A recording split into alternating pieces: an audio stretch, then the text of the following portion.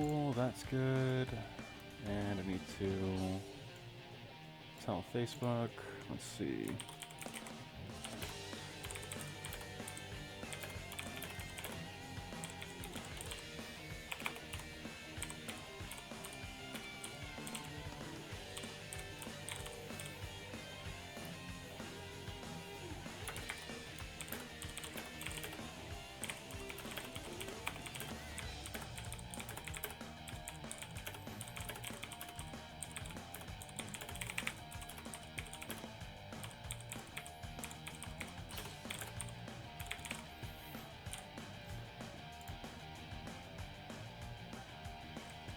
Cool.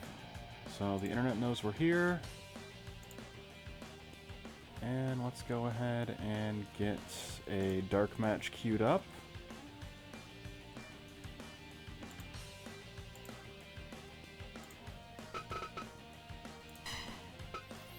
Let's see.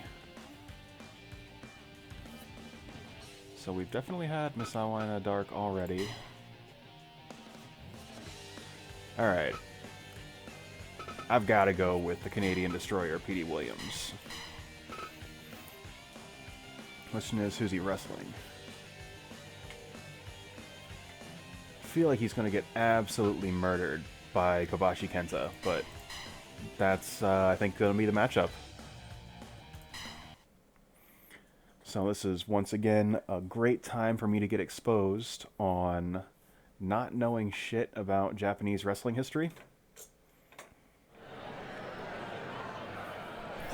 But I very much know who Petey Williams is, because I was like 14 when I first saw a front flip pile driver, and it blew my goddamn mind. And it's nice to see him wrestling again, as he is teaming up with Scott Steiner and Jordan Grace in Chikara's King of Trios tournament. Very much looking forward to that. But Kobashi Kenta, one of the 4 pillars of Japanese wrestling from that era. Just an absolutely dominant competitor.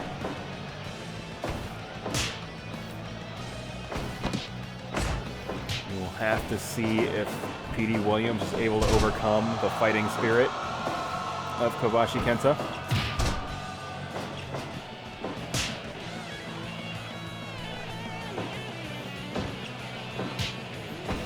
Sticking in a couple of quick strikes.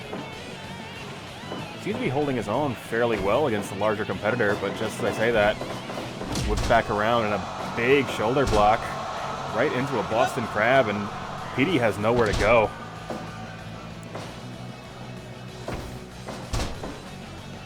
Snapmare. He trying to cut off Kobashi Kenta's momentum,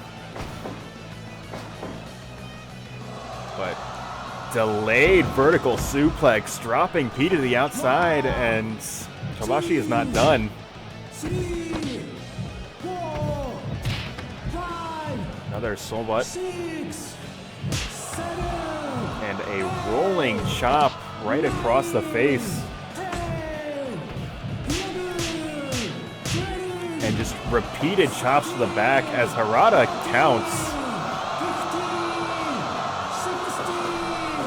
Harada getting to 16 before Petey is able to regain his composure and get back into the ring. And it looks like Petey now sending Kobashi to the outside, but Petey will not follow suit with that offensive attack on the outside. He's going to take a moment to breathe, but Kobashi not giving him very long to do so. And we've got, once again, a massive brain buster. Petey drops right onto his neck. 2.9.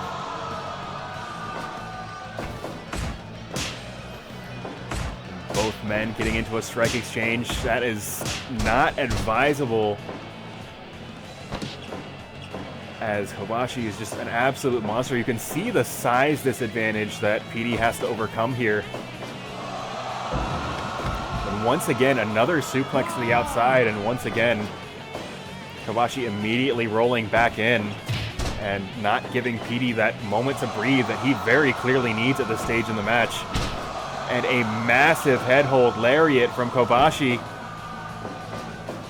And it looks like Petey was attempting to send Kobashi to the outside once again, but Kobashi having none of that. And how are you doing, Hsien-Jo? I do appreciate you stopping by. And I appreciate the host. Since this is the dark match, let me go ahead and get your crowd noise going for you. So thank you very much for the host.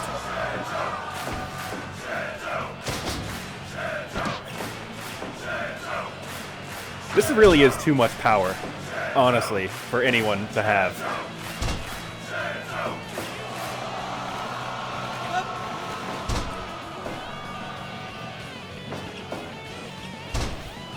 Petey going for that flash roll-up, unable to hit it.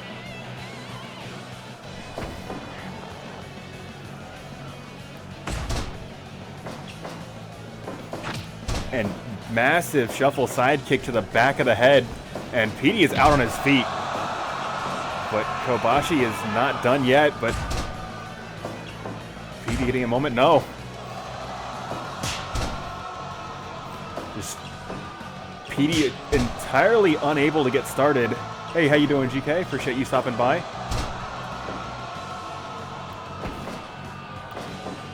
That being said, this is of course a huge mismatch, as no disrespect to Petey Williams, but Kobashi Kenta, one of the greatest wrestlers of all time.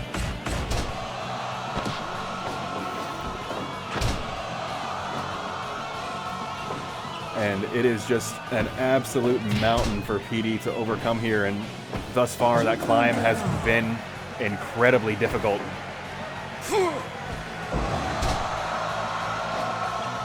But it looks like Petey finally getting some momentum here.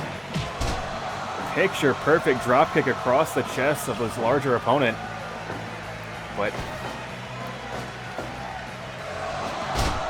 thought for a moment he was setting up for the destroyer, but no, just a standard pile driver. And standard is not going to cut it when you are going up against Kobashi Kenta. Big lariat cover, but Petey able to get a foot on the ropes. And once again, another massive lariat, and this time Kobashi not making the same mistake twice, pulling Petey away from the ropes, goes for the cover, 1, 2, and 3 count fall. Petey unable to pull out the maneuver that he made so famous so many years ago, that Canadian destroyer, but I don't know if that would have mattered.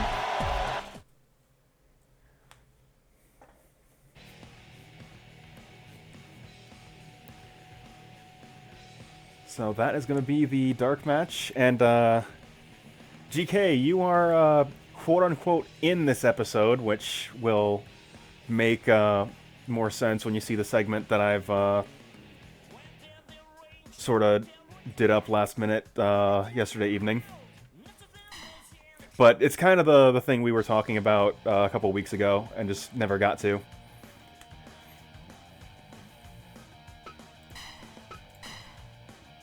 But, well, for everybody here, welcome to another edition of Blake's House Wrestling. We've got quite a show planned for you guys tonight. So, we've been somewhat negligent on our tag team division for the last several weeks, so definitely expect to see a lot of wrestlers put together in interesting combinations, as Sterling and Worzalla have not had a title defense in quite some time. So we need to start figuring out who the #1 contender really is. In addition to that, of course, we have the King of Fighters TV title defended every week. We now have an undisputed King of Fighters TV champion in the team of JBIII, D-Mob, and Irwin R. Schyster. Of course, we have the classic matchups that you have been known to expect on a Blake's House Wrestling show. We have the Maglo Open Challenge in tonight's main event, as well as someone from Admiral Funk's wrestling stable, possibly looking to get some retribution against the Knicks Wrestling Organization stable for their treatment of GDX last week. But a lot of that's going to be later on in the card. Of course, we've got... let's go ahead and jump into the first match of this evening.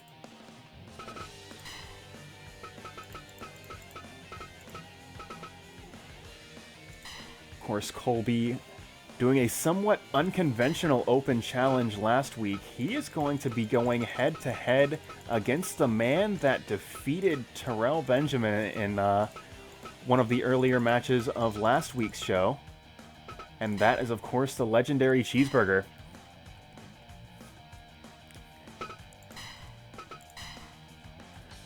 So let's go ahead and get straight into that now.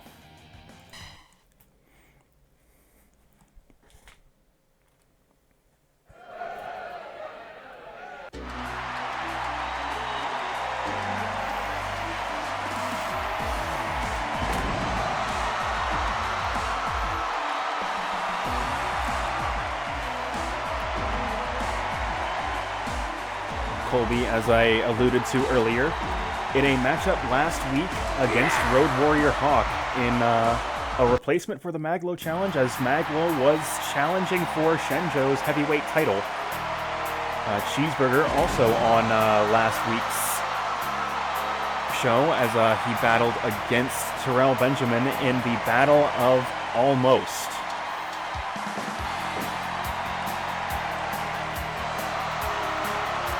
Now, if Cheeseburger can pick up a victory on COLBY, that would be an absolute coup and would shoot him up to the top of the Blake's House card. That would certainly make him a can't-miss competitor. But we will have to see. And for those of you that were around for the dark match, this is very much a Petey Williams versus Kobashi Kenta situation. Cheeseburger has a mountain of a man to climb in COLBY, but COLBY, as we proven last week, is not unbeatable. And Cheeseburger has been known to steal matches here and there, going for that capo kick, sidestepped by COLBY. And COLBY already full head of steam, but Cheeseburger attempting to cut that off and reasonably successful at doing so. Big backdrop from COLBY. And Cheeseburger once again going to that arm drag, trying to cut off COLBY's momentum. Trying to surprise him with a bit of a pinning predicament early. COLBY immediately powering out of that. Big head scissors from Cheeseburger. Cheeseburger not deterred by the size advantage COLBY has. He is using his superior agility to great effect over the course of this match. Oh, and those open hand strikes, those palms from Cheeseburger are absolutely deadly, but as are the slams of COLBY. COLBY electing to forego lifting and dropping Cheeseburger, just doing some mounted punches, trying to wear the smaller competitor down.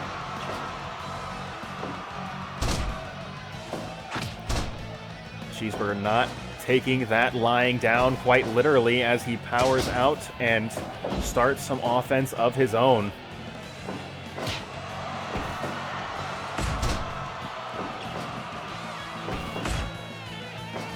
And this time, Cheeseburger finds his mark with that capo kick that he was searching for earlier in the match. And big neck breaker. And now Cheeseburger locking on a figure four, trying to wear down the larger competitor. Trying to disable his legs, make that atomic lariat just a little bit less effective coming off the ropes.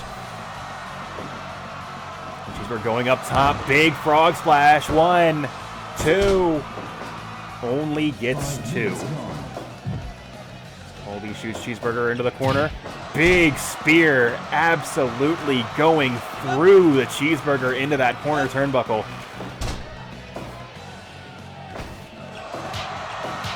COLBY once again going back to those sledgehammer-like hands that he's got.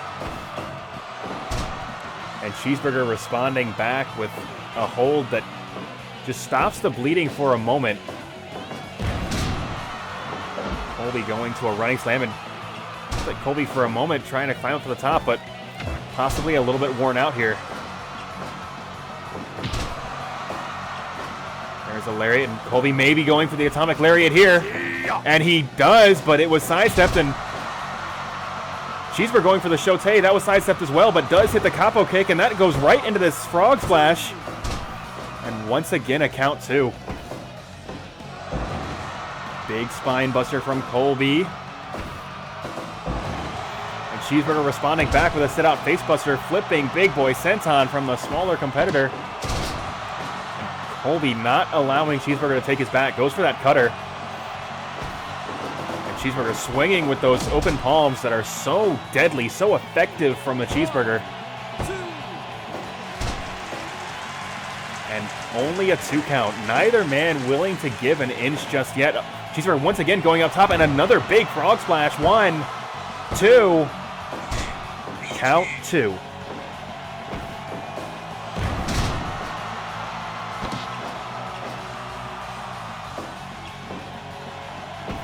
Figure neither man has been able to hit their finishing hold. Colby with the atomic lariat, Cheeseburger with that shote off the ropes. We'll have to see who is able to get to their signature hold first, as that is going to be the difference maker potentially over the course of this match. Big pump handle slam, Colby hooking the leg. 1, 2, and only 2. Cheeseburger, for his small size, this man is all heart. You can never count him out. And he is proving that over the course of this match. Colby once again unable to climb the corner turnbuckle. And that gives Cheeseburger enough time to get to his feet and drop Colby to the ground with a DDT. And Colby once again not allowing Cheeseburger to take his back. He shoots the Cheeseburger into the ropes. Kick right to the gut, and it sends Cheeseburger to the ground. Big roll up from Cheeseburger, but Colby able to get a hand on the rope just barely. Sunset flip powerbomb. 1, 2. Oh, that was nearly it. 2.9, and Colby clearly upset with the audacity of the Cheeseburger to go for that pinning predicament over this course of the match. And once again, neither man allowing the other to take their back, protecting themselves as best they can, but several palm strikes from the Cheeseburger, and Cheeseburger says he wants one more, but right now he's going to lock on that figure 4, once again trying to wear Colby down. Big jawbreaker from the Cheeseburger. Cheeseburger pulling Colby to the center of the ring. And another open palm strike, and this is a long distance if he can make this. Absolutely massive frog splash. And 3 count fall. And Cheeseburger, the man that is all heart, defeating Terrell last week, defeating Colby this week. I guarantee this is not the last you will have seen from Cheeseburger on Blake's House TV.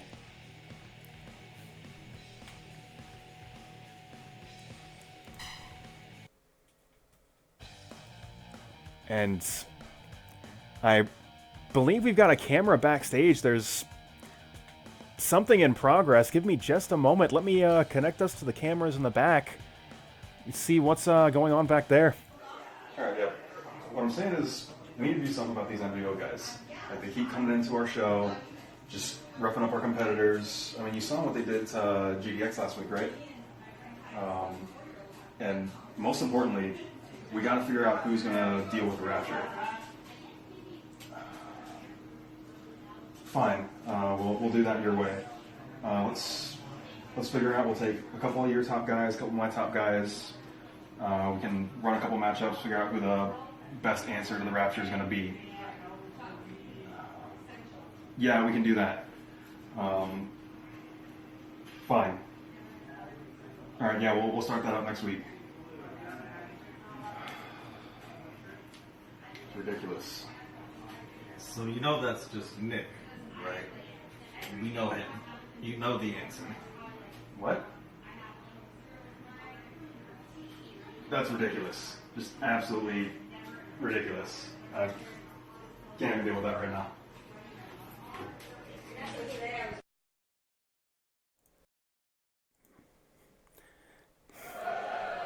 And some kind of dealing going on backstage with Princeler, of course, the head of Blake's House Wrestling, and it's unclear who he was on the other end of the line with. We will have to follow that as it develops, as we have another match. Mr. Smith and Mr. Adams walking to the ring. We've got another match to call here. That is, of course, the firm of Judgment Pro Wrestling. And we are still under siege from Nick's Wrestling Organization, and this is Billy and Bobby Goodwin of the Goodwin Brothers from Nick's Wrestling Organization. It's like they want to get involved in the tag team picture, as there is not a #1 contender clearly defined for Sterling and Worzalla's title, but they are going to have to go through the firm to get it. And right now, that is a massive slam from Mr. Smith, as I believe that is Billy Goodwin in the ring with him.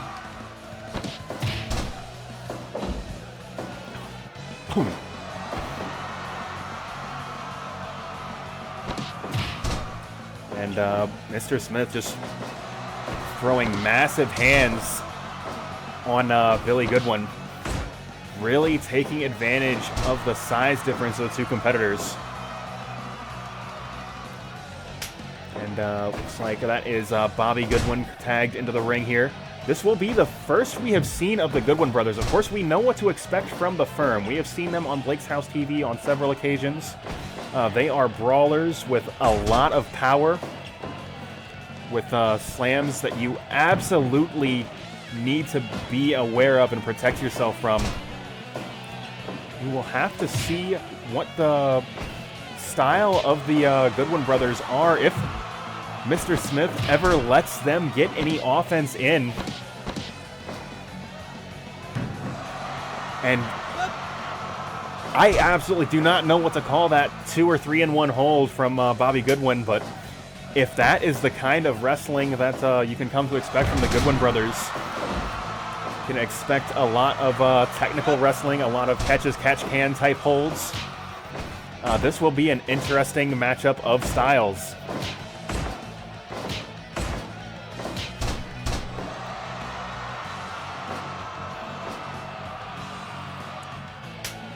Looks like we are once again tagging out to Bobby, as that is Mr. Adams in the ring.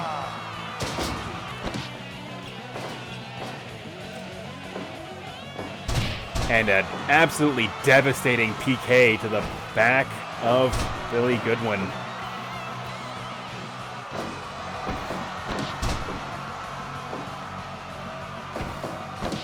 And once again, another technical spin, just showcasing superior technique, but right now the firm are not concerned about technique, as they are just absolute bar brawlers. 5 minutes. And they are showcasing that brawling style at its highest level over the course of this match.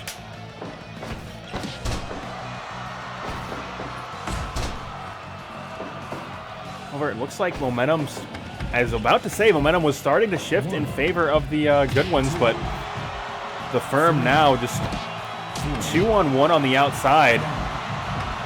6, 7, 8. And absolutely devastating double powerbomb, and it's at this point that Bobby has had enough. He is absolutely done with this 2-on-1 situation and helps his brother out. And beautiful float over DDT from Billy Goodwin. Step of Enziguri, and this is the momentum shift I was talking about from the Goodwin brothers. It looks like it is finally their time to start shining in this matchup, and once again cut off by Mr. Smith.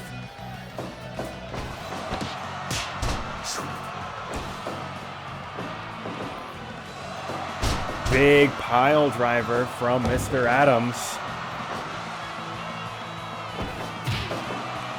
A knee to the gut, and once again we are at a spot where Bobby Goodwin trying to get some momentum here. Trying to get a neck and arm hold think Bobby, the more submission-oriented specialist of the two brothers, and going for a pinning combination, but unable to get anything there. Mr. Adams shot into the Goodwin brothers' corner, but able to battle his way out. Gets the cover. 1, 2. No, only 1 count.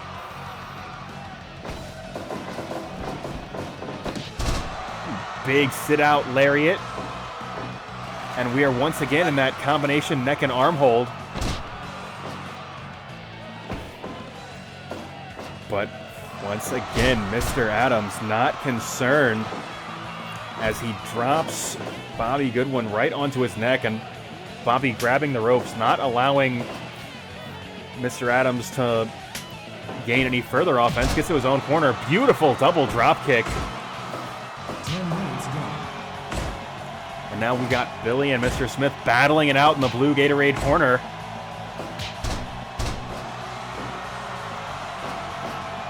And goes for a cover off of that striking combination there. And once again, the firm doing what they do best, isolating a competitor and creating a 2-on-1 situation on the outside. 6, Absolutely devastating double power bomb, and it looks like it is all the firm directly in front of the announce desk. 12,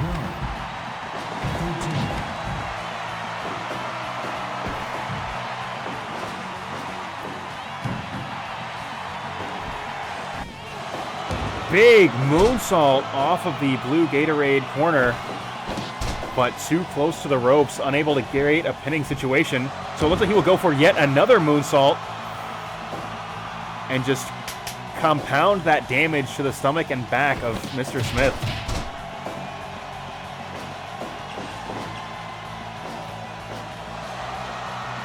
And once again, Bobby Goodwin attacking both the arm and neck of his opponent. And TKO from Bobby Goodwin. Goes for the cover. 1. No. Only gets 1.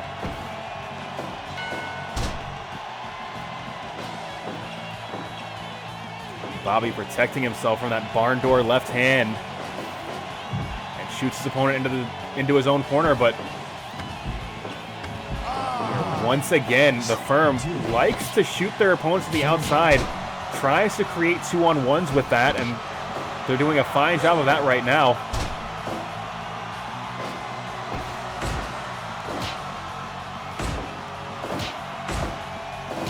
And neither competitor willing to give here. However, looks like Mr. Adams was the victor in that strike exchange.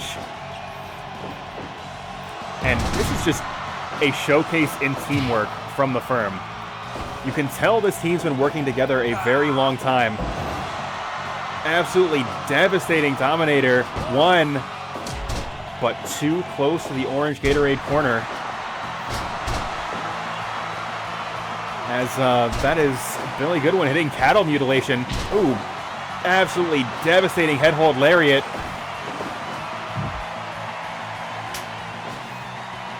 And Bobby electing to tag his partner into this match. And there's showcasing some seasoned tag team work, bringing the fight to your own corner. That strategically cannot be understated how important that is.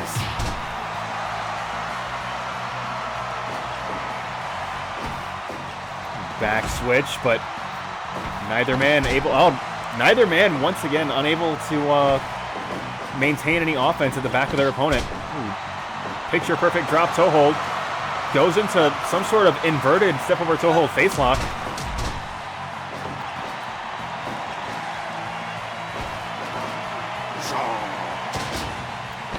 Big body slam. And leaping face buster, but oh, Billy still not finished. Just showcasing that technical ability. Just keeping this fight exactly where he wants it and how he wants it. He goes for that enziguri, but Mr. Smith sidesteps it and goes back to his own corner.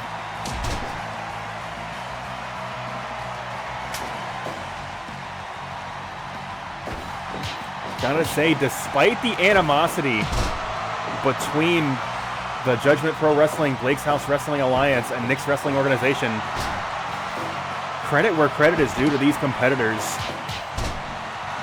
as they have an excellent display of technique. Big lariat from Mr. Adams.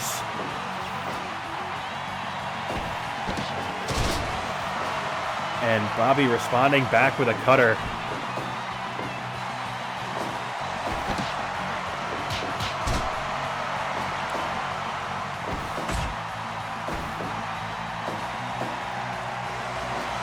Big pile driver. And Mr. Adams will return to his own corner. And Mr. Smith protecting his partner. And big tackle to the back of Bobby. Unable to protect himself there. But does protect himself from that lariat as he ducks it and is able to get to his own corner. But Mr. Smith, just an excellent tag team wrestler, protecting himself from that double team offense.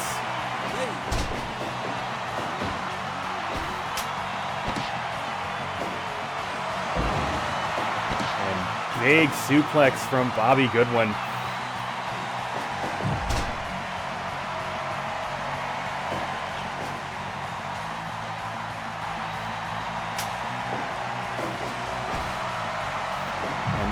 Bit of a miscue could have potentially cost the Goodwins this match, as the momentum has shifted into the blue Gatorade corner, and it is once again all the Firm.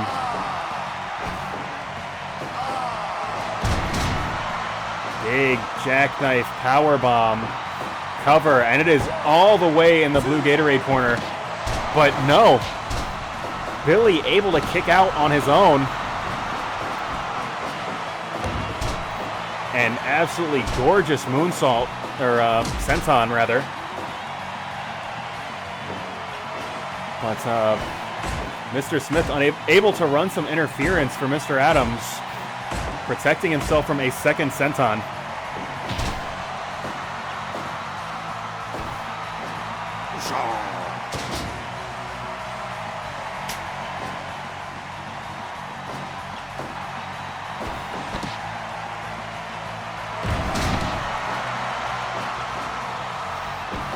Fireman's carry buster, but Mr. Adams responding back with a huge lariat. One only gets one.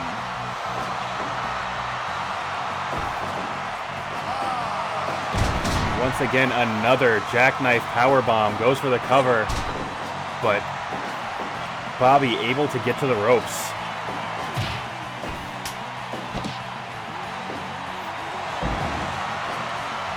Absolutely gorgeous suplex from Bobby Goodwin, but still not finished. Fall away slam from Mr. Adams. You've got to figure all four competitors are on their last legs.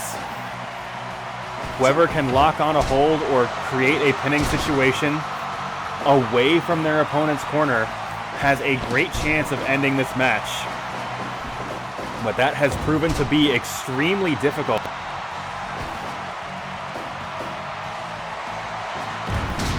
Leaping pile driver cover, and this is all the way in the blue Gatorade corner.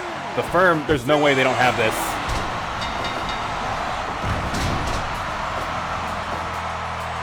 And just as I say that, the Firm able to do exactly what they needed to win this contest. That is a credit to them, who have been fighting as a team for so long, so effectively, that you've got to give it to the strategy of the Firm. But that was an excellent showing from the Goodwin brothers, and we will certainly be seeing more of them as the tag team picture begins to crystallize. But you've got to figure the stock of the Firm has certainly gone up. And as we sort of hone in on who the #1 contenders are, these two gentlemen definitely belong in the conversation.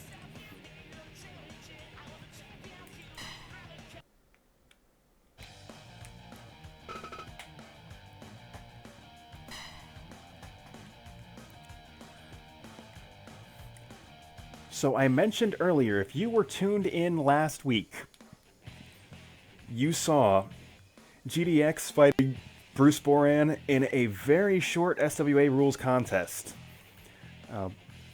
Boran hits Keith Kelly with an absolutely devastating roundhouse kick and took him out in about 1:05.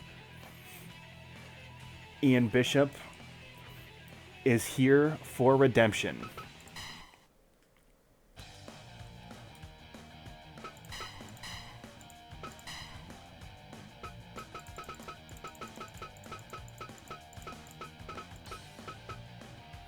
As Keith Kelly is out with a concussion, we will update you guys on his situation as that progresses. Unfortunately, Ian will not be fighting Bruce Boran this evening. However, we do have Rick Submits. Let's see. You missed 2 matches and the segment we recorded on Saturday. Rick Submits is here from Nick's Wrestling Organization. And he is happy to accept Ian Bishop's challenge. So let's go ahead and get right into some SWA rules action right now.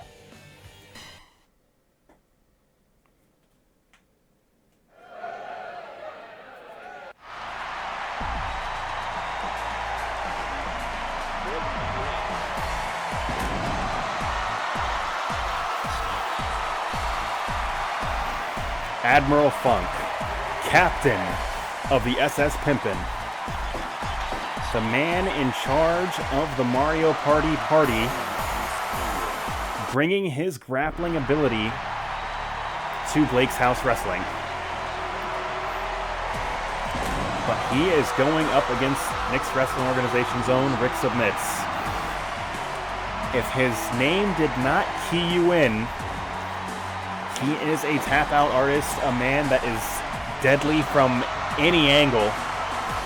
If he can grab a limb, he could very easily end the match. But right now, Ian is definitely motivated seeing what these NWO MMA guys have done to one of his top competitors. And Rick Submits, of course, locking on that scarf hold immediately, one of his signature holds. But, of course, I have to mention, we are fighting SWA rules. Of course, that means you can win by pinfall, submission, or your opponent's inability to rise to the referee's count. We saw that exact situation last week as Keith Kelly was knocked out in about 1:05. Right now, Admiral Funk nearly doubling that time already. He certainly came prepared for this MMA-style offense of Rick Submits.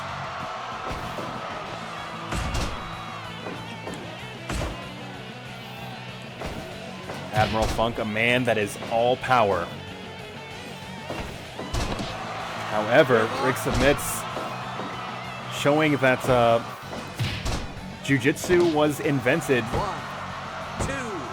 when for situations where you know you are giving up the size or power advantage to fight against larger men. So you cannot count Rick Submits out, as he is a master of Jiu-Jitsu. But Admiral Funk just using that power advantage and using his leverage to try and bring Rick Submits down.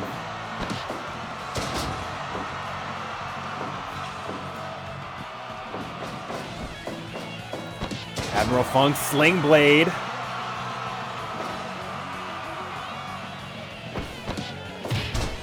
And clubbing blow, and Admiral Funk taking a moment to remind you just who this is. Oh my god, and there it is. Admiral Funk submitted with the knee bar. And Rick Submits.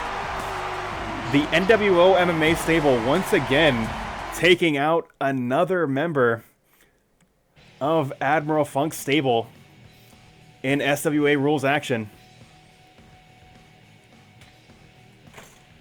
And I see one of the representatives of Judgment Pro Wrestling concerned about the legal status of the NWO MMA stable. And we will have to evaluate that further at a later date.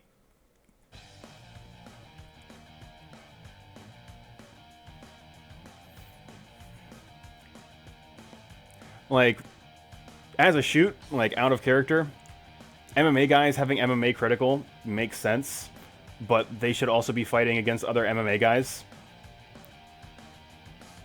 Let's see. So, like, that means, yeah, Admiral Funk stable getting dominated. But it is, like, non-MMA guys fighting MMA guys. So, like, we really do need these guys fighting against guys like GK, Your Stalin, who also has MMA critical. So it's a somewhat level playing field there. What is it? It has yet to come up in a match, but Drew has wrestler critical, so he can critical with suplexes. So, I mean, the Rapture is the Rapture, and that's another thing. But,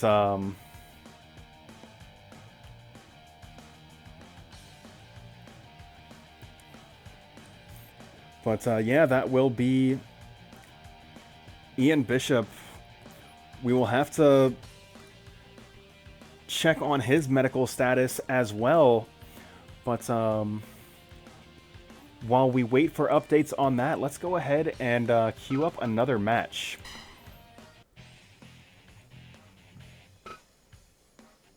As I said, we are trying to...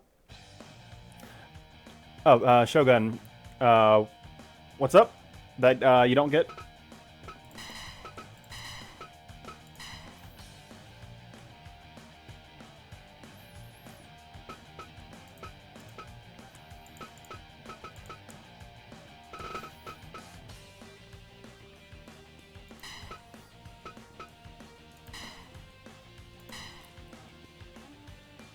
So, like, you saw how that match ended. Like, there was a message on the screen that says critical.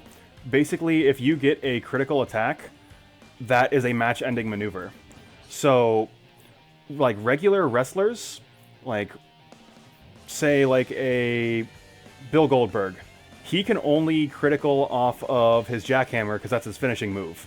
But, like, say you're a kickboxer, there's an MMA critical that you can give them that's any of your strikes have a small chance of ending a match by knockout. If you're a jiu-jitsu specialist like Rick Submits was, you can give them submission critical, so any hold you put on could potentially be a match-ending submission. Whereas, like, regular wrestlers, there's a chance that your finishing move can do it, but also in a regular wrestling match, you can just win by a regular pinfall or submission and critical doesn't really come into play. But that exists to allow for MMA style matches to have a little bit more drama, to where, oh, you are always one punch away from a knockout potentially. So there's a couple different critical types. The most common one is finishing move only. The best ones are probably strikes and power moves, because you could potentially have half of your move list have a critical chance. But there's also other types. Or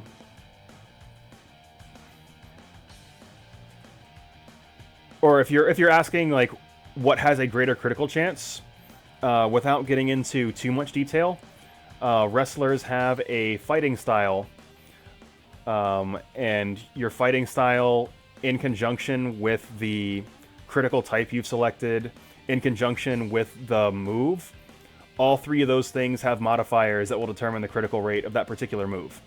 So, for example, if you have the kickboxer style and you have striking criticals, those synergize really well. So that's going to give you a higher critical rate. But then there's like roundhouse kick, which synergizes really well with kickboxer. So that would also increase your critical rate. Or you could have some weird, like, butterfly twist kick, like Kofi Kingston's Trouble in Paradise. Kickboxers probably shouldn't do that. So that does not synergize well with the kickboxer style. So that would reduce your critical rate. And yeah, Alex Ice also kind of coming in with the assist. If your criticals are strikes, you are always throwing strikes out. If your critical is your finishing move, you're hitting that maybe 2 or 3 times in a match. Hey, yeah, I'm happy to educate more people about this game. I'm really passionate about Fire Pro Wrestling World. It's one of my favorite games to come out in the last 5 years or so. It's just a fantastic sandbox to play in.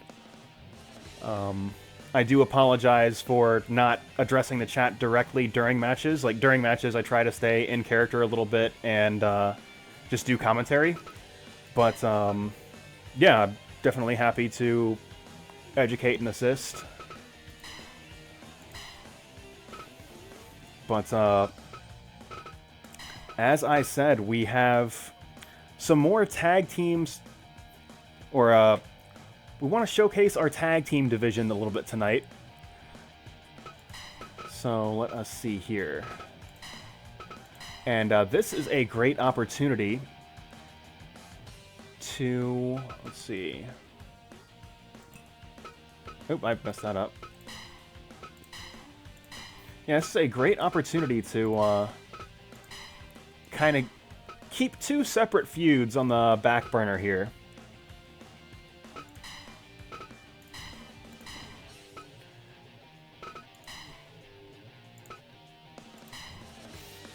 As, I believe in singles action, the Antonio Drew, the Daytona Party Crashers, are 1-1 against David and Matt, as well as Eric and Alfonso being 1-1 against one another in singles action. I feel like this is a good opportunity to throw all of these gentlemen into the ring together and see if one side can maybe get the upper hand over the other. So let's go ahead and get some 6-man tag action going right now.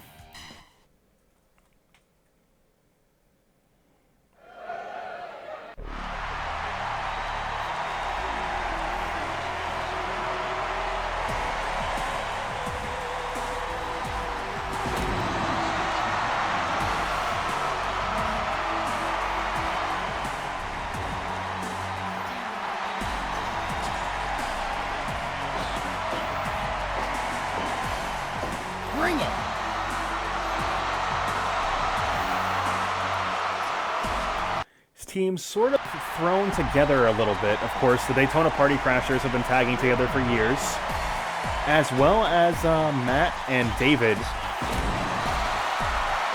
However, this was just an opportunity to get Alfonso and Eric into another match together. While Eric has a regular tag team partner in Linda, Alfonso does not. So we could not get this to be an 8-man tag, but looks like Alfonso is going to be leading off for the Party Crashers and Alfonso team.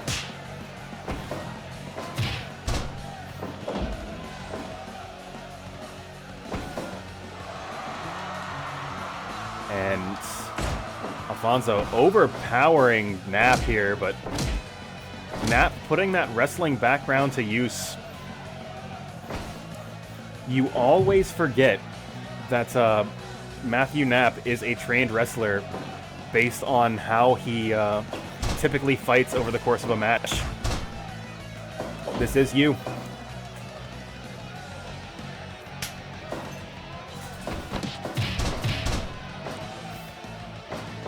But it looks like Matt is going to let Eric and Alfonso go ahead and battle it out now.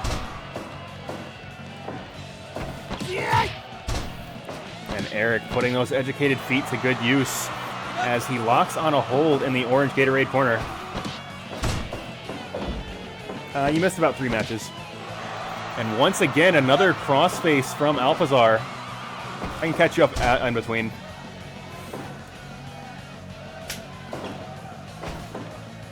And Dudley death drop from Alfonso and Serpa. And now Drew going into a pinning situation only gets 1.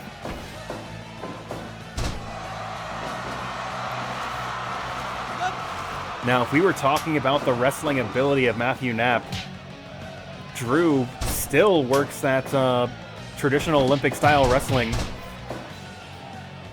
and will be showcasing his superior technique against the Orange Gatorade team tonight. But technique is not everything.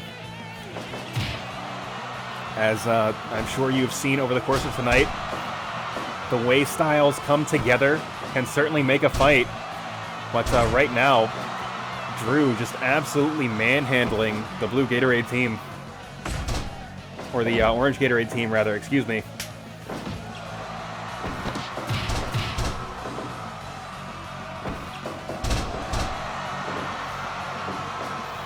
Now it is Antonio David.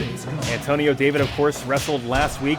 David pulling out the loaded gun that is the KO punch in last week's contest. Ooh, rolling guillotine from Antonio. Yeah. We'll have to see if he is able to pull out that maneuver again tonight. Repeated back switches from Antonio and Matt, as Antonio just delivers a kick directly to the face of Matthew Knapp.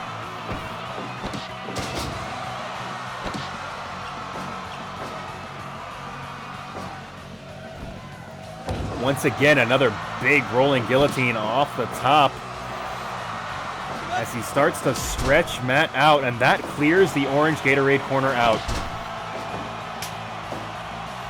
Matt and David working together like the well-oiled tag team, and the blue Gatorade team coming out of their own corner like a house of fire.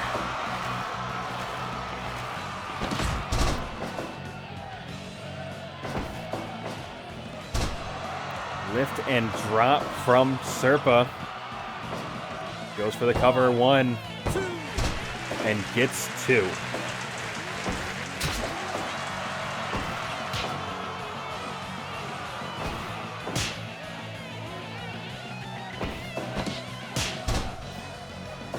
And David refusing to fight Drew on his own level. Just several chops, thumb to the eye. Like, he is not allowing this Olympic-style wrestler to wrestle with an Olympic style.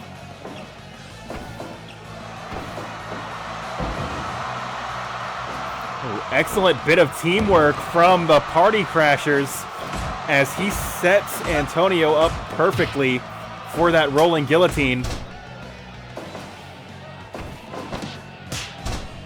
David responding back with a slap to the face and bringing Alpizar into this contest.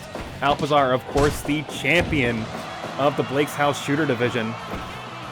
A man with absolutely deadly kicks that you need to be prepared for at any given moment.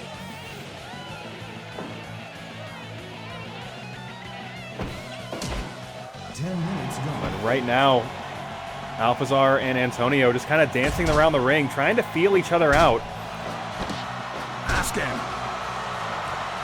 Antonio telling Harada to ask if Alpizar has submitted. He has not, and this match will continue.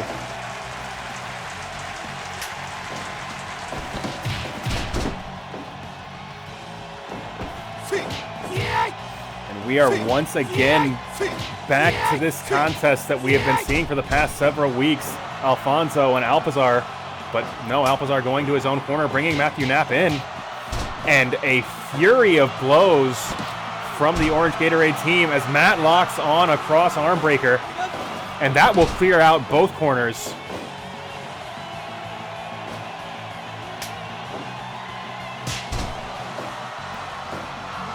And all 3 members of the blue Gatorade team getting involved in this sequence Antonio setting him up. Alfonso locking on that sharpshooter. Drew unable to seal the deal and allows Matt to get back to his own corner. And there is those educated feet of Alpizar that you need to be aware of as he hits a running stomp to the chest. And Drew getting total control here as he locks on that scarf hold. And Drew coming out swinging, gets the mount tackle, and once again goes to that choke. And Drew just, low roundhouse taking Drew's legs out from under his legs. Prior to that was just, had all the momentum on his side.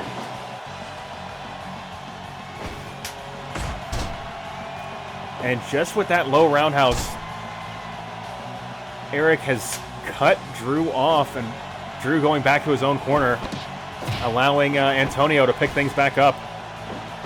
STO and sweep, and there is some tandem offense from the Daytona Party Crashers.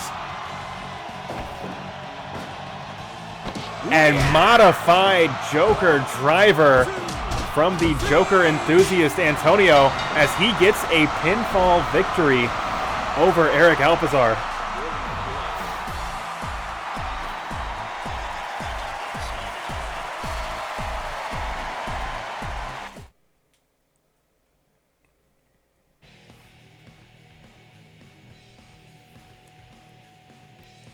And Antonio with a victory over the Shoot Division champion.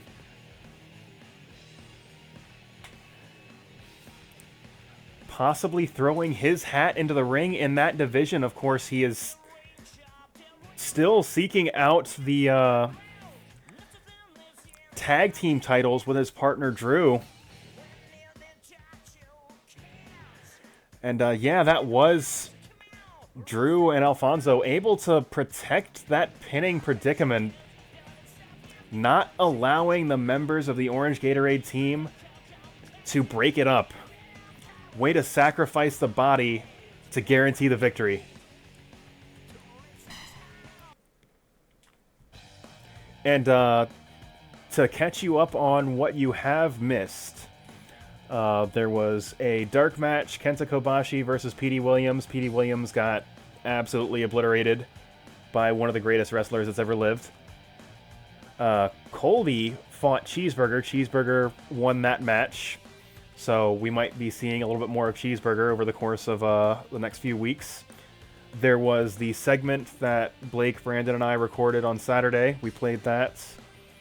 The Gatekeepers, The Firm, beating Nick Wrestling Organization's Goodwin brothers in a tag team match. And then Ian Bishop losing to Nick's Wrestling Organization's Frank Vista in an SWA rules match. But, and then, of course, the match that's just played out. So, we've got a lot of people hanging out in the chat. And I think you know what that means. Or at least one of the two things that can mean. We need 8 men. Well, really, we need 7 competitors to go into the Maglo Battle Royal. And let's see here.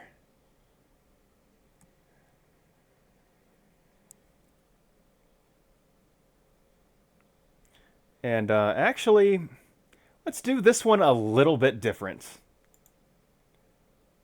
It was Rick Submits. Yeah, that was... Yeah, Frank Vista is your technician. That is my bad.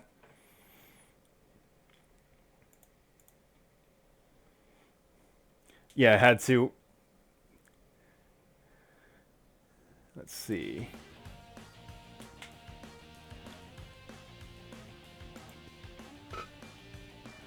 So let's figure out who the people going into this match are going to be.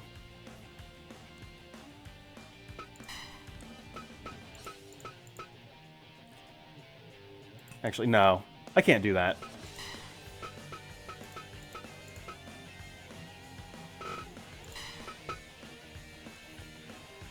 And you know what? Road Warrior Hawk. As he did beat the COLBY challenge last week. Should probably get a match here.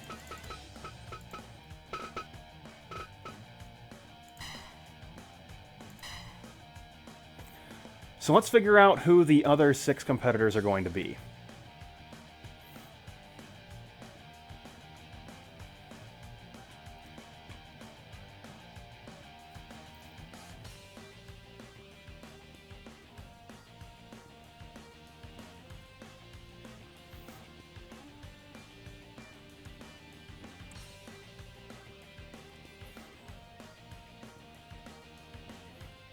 So, if you guys aren't picking, I definitely have some names I would not mind seeing in this.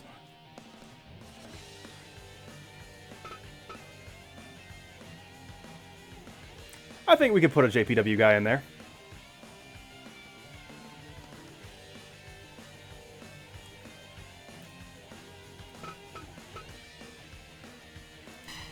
Alright, let's get Ralph.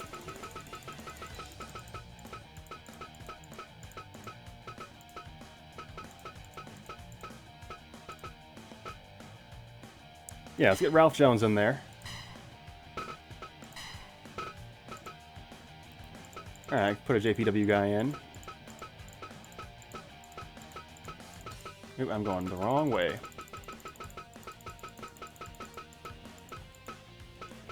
Alright, so who you thinking, GK?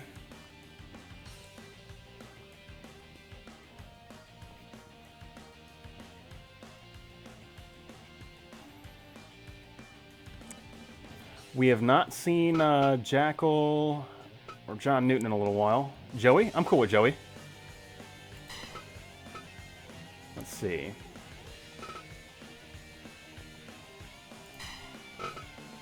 Let's see. I am going to put in Natsuo for reasons. But that will still leave 3 more slots. What about some Blake's House people?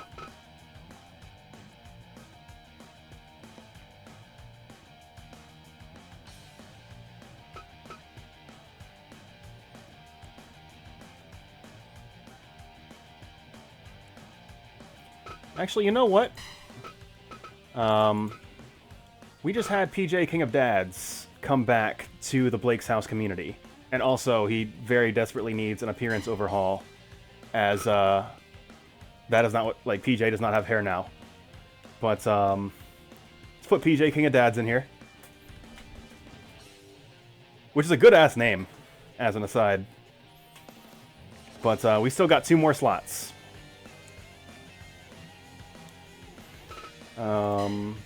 Let's see.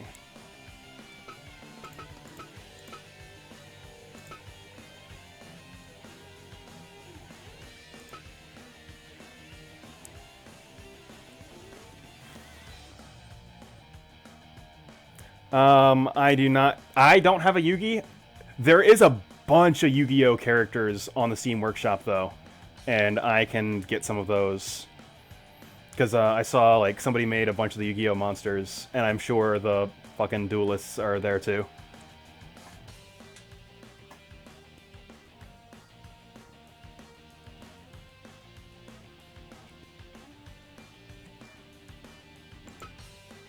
Let's see.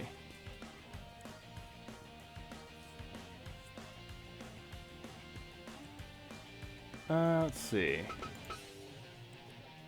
Spider-Man's a good wrestler.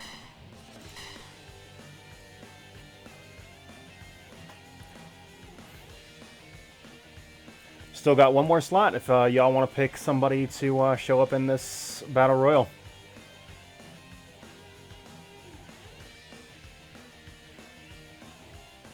Ooh, need to fix this.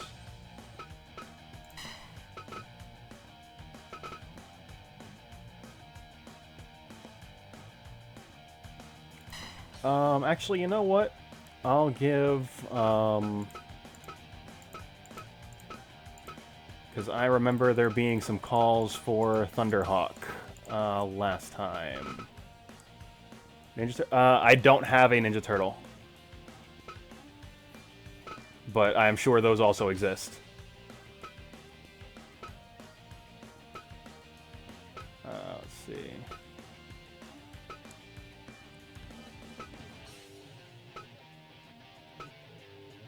Shame I can't read any of these words.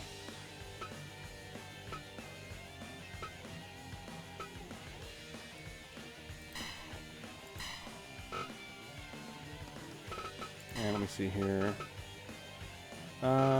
Actually did intend that to be that. Let's see. Put PJ King of Dads there.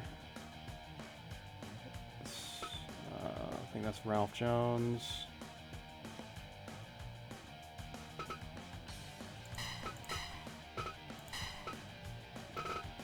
So, alright. I think this is going to be what we're going with. But remind me, I can get some Yu-Gi-Oh! Characters and some Ninja Turtles, because those would all be good as hell also. But let's just go ahead and jump right into this. What are the settings?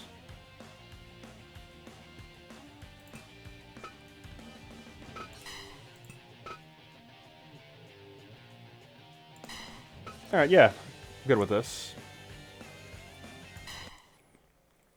So doing this a little bit differently, because if you pay attention to wrestling, other wrestling streamers, New Legacy did their Royal Rumble Marathon, where they did 31 Royal Rumbles in 31 different games over the course of 2 nights. It was fantastic to determine who the royaliest of the Rumbles champion was. So let's go ahead and do this under Royal Rumble rules.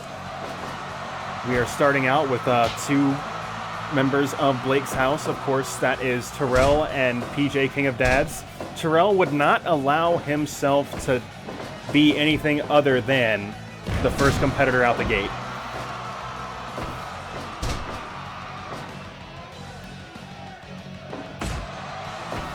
PJ, somewhat underachieving as a competitor in Blake's house. But a win in the Maglo Open Challenge would absolutely turn that around. And it looks like the 2-minute mark, Ralph Jones is entering the ring.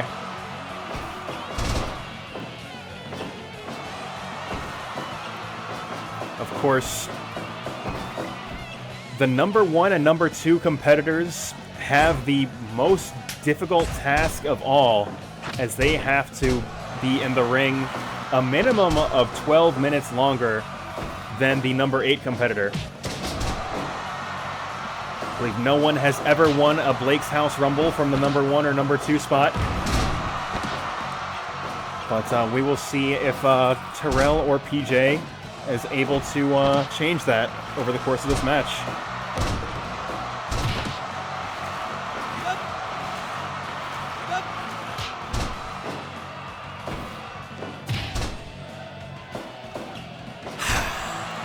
Locking on that figure 4 hold, as that is Joey making his way to the ring. One of the top talents of Judgment Pro Wrestling, Joey Baggi, going one-on-one with the man whose body can withstand nukes.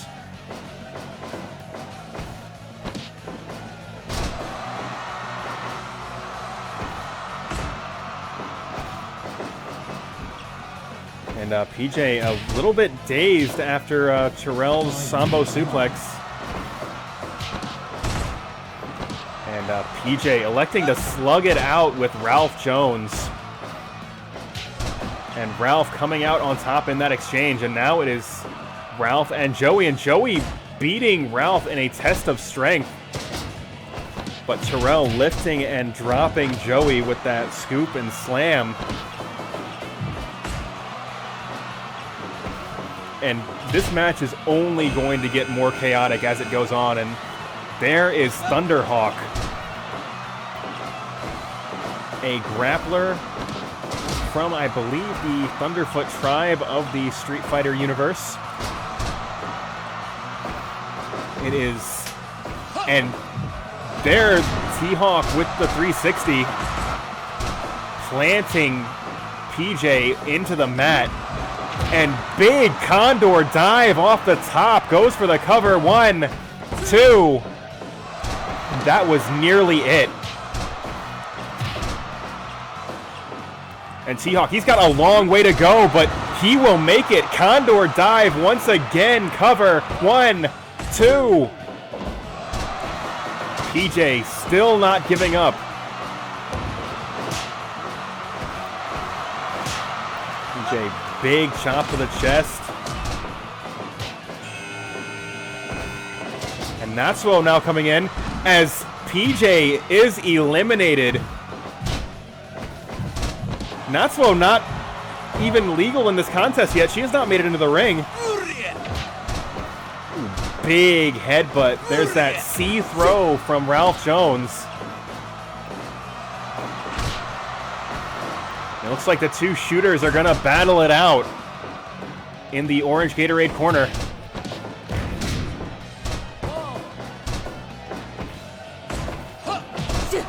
Big double drop kick from T-Hawk and Terrell.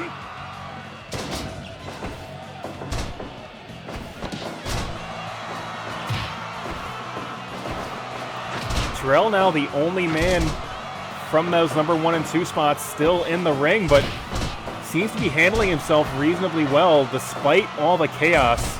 10 minutes gone. I think prior to Spider-Man coming into the ring, Terrell was the smallest competitor. He still may be. Spider-Man looking to do whatever a spider can to Joey Boggy, and a spider can absolutely break a man's back and make him humble with that camel clutch.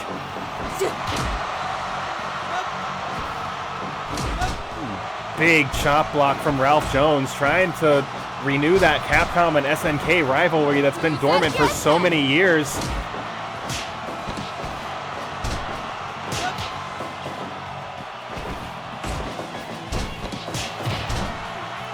And we are only 30 seconds away from what I believe is the last competitor to enter this contest. That, of course, being Road Warrior Hawk, the man that won the COLBY challenge last week, getting a privileged position in the Maglo Battle Royal, coming in at number 8. Big elbow to face from Spider-Man.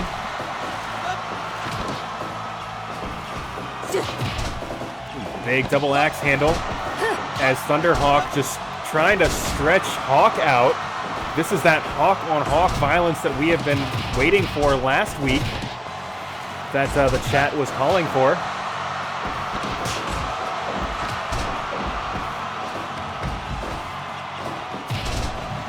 Terrell protecting himself from Hawk. He knows just how dangerous he is, but Joey is undeterred. He is swinging on anyone and everyone that will get in front of him.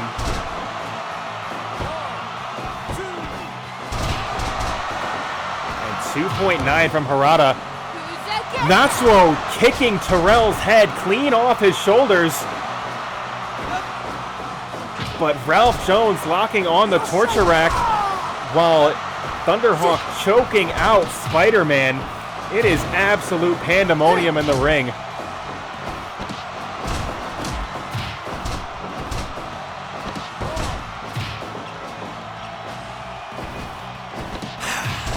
And Spider-Man possibly using his spider senses to get out of that 3-on-1 situation.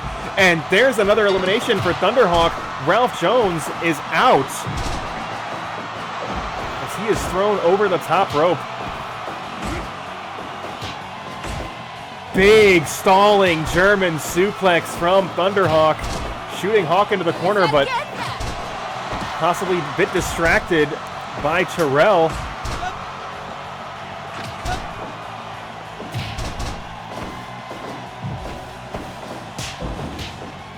T-Hawk going for those big chops, and Terrell eliminated.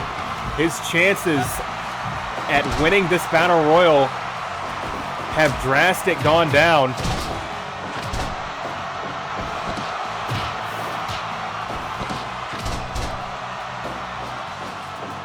T-Hawk once again, Condor dive crossing nearly half the ring with that dive off the corner turnbuckle cover. And I don't know who Harada was counting for, as both pairs of competitors kicked out at roughly the same time. And Joey battling it out with Hawk. That big backdrop sending Hawk down to the outside.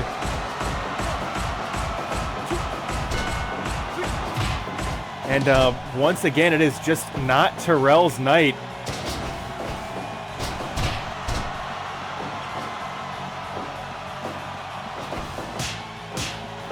And Hawk and T-Hawk battling it out with big chops. Ooh, big moonsault from Joey.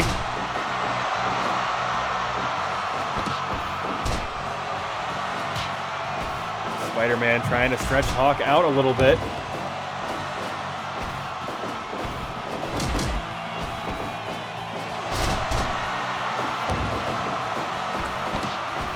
Spider-Man trying to eliminate Natsuo, but Natsuo hanging on. And it is just still, even with the lesser amount of competitors in the ring, it is still absolute chaos as everyone seems to be battling it out near the same corner of the ring. Ooh, big STO and sweep from Natsuo and T-Hawk. Natsuo trying to eliminate Joey. Joey hanging on. Spider-Man eliminating Natsuo. Joey attempting to eliminate Spider-Man. Everybody can smell the blood in the water trying to get the victory in this match.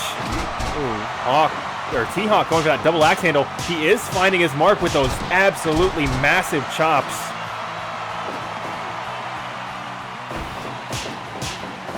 And Hawk once again just crushing Spider-Man with those huge arms of his. And Hawk with an elimination, taking Joey out of this contest. It is now Spider-Man, Hawk, and T-Hawk.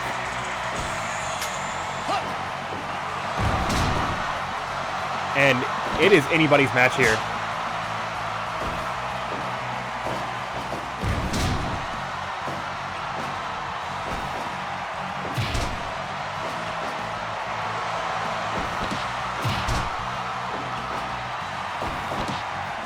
Spider-Man eliminating Hawk. It is Spider-Man and T-Hawk in the ring right now. Spider-Man trying to do whatever a spider can to win this match. But T-Hawk with the big 360. 1, 2, 3. And T-Hawk, 3-count fall. Eliminating Spider-Man.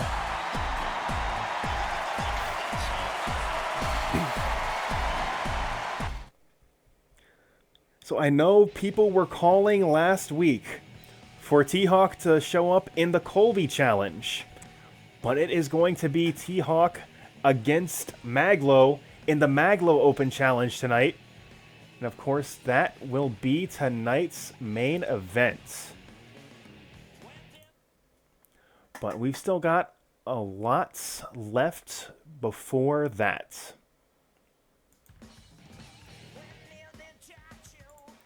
So let us move on. There's another matchup here with some audience participation.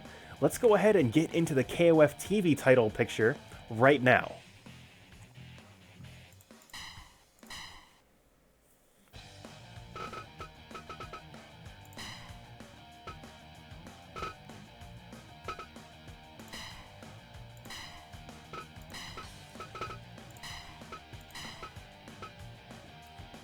See, elimination and cut off. There we go.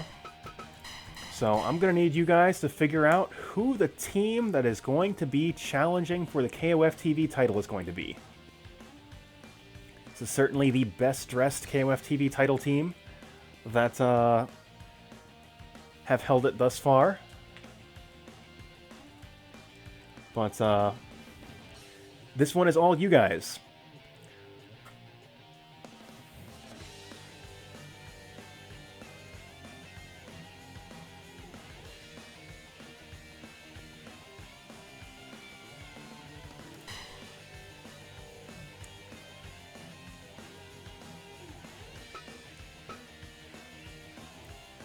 We could have some KOF characters in there.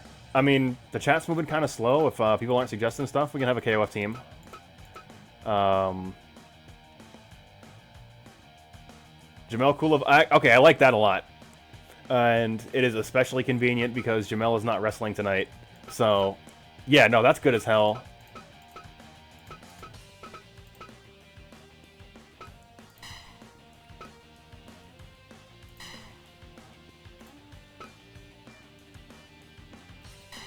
I think Jamel would run Kula Point. There's been some double champions. Like, I'm not terribly concerned about that. And also, this title is fucking nonsense, and it never gets defended. So, I am extremely not worried about it.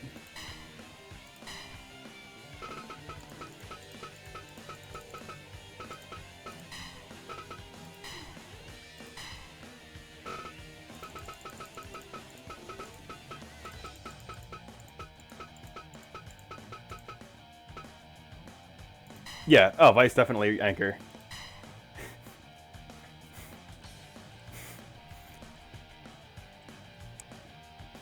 Alright, so I think we found the challenger for JB3, IRS, and D-Mob's KOF TV title. So let's go ahead and jump right into a match.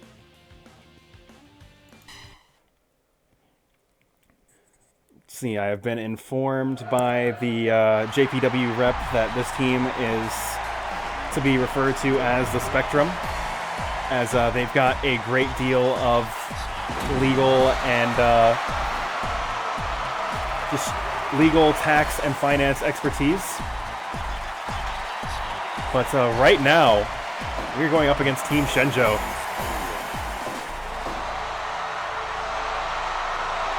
In the blue Gatorade corner.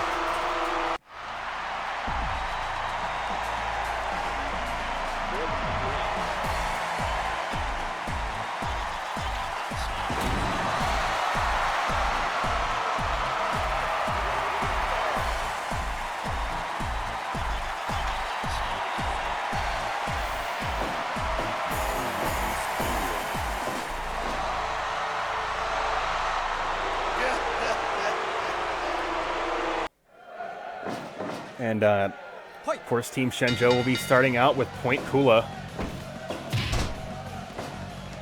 JB3, reliably a difficult man to pin down in the ring. But Kula is very agile, is very deadly with those kicks. If anybody can pin JB3 down, it might be Kula.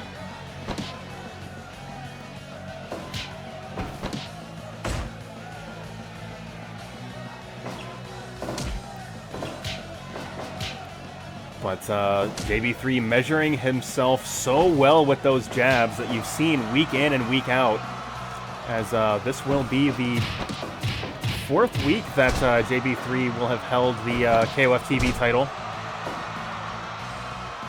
Bearing in mind a couple of those weeks were with an asterisk, but there was nothing suspect about last week's victory, as he won, and he won clean with the team of D-Mob and Irwin R. Schyster. And JB3, ooh, beaten to the punch with that standing A from Vice. So dangerous. But JB3 tagging in IRS. And Vice just grinding her elbow into IRS's face. IRS responding back with a face rake, trying to create some space, but Vice is having none of it.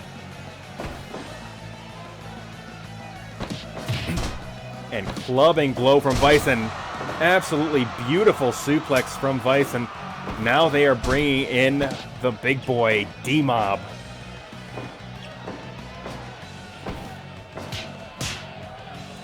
And the two competitors battling it out. But D-Mob coming out on top as the fresher competitor and just goes directly into these mounted punches. Vice able to push D-Mob off.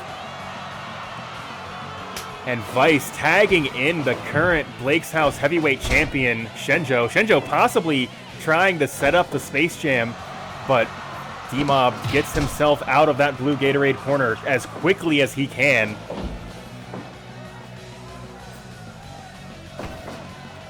Not giving the man a chance to do his dance, and suplexing Hsien-Jo directly onto the logo.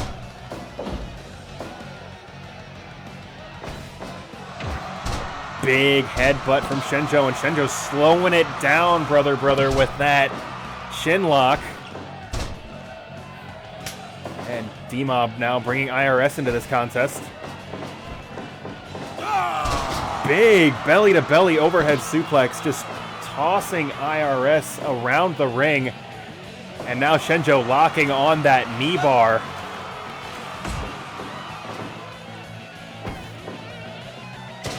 IRS responding back with a body slam. Going for a lariat of his own. It does not find his mark, but that atomic drop certainly does, as IRS is in control here.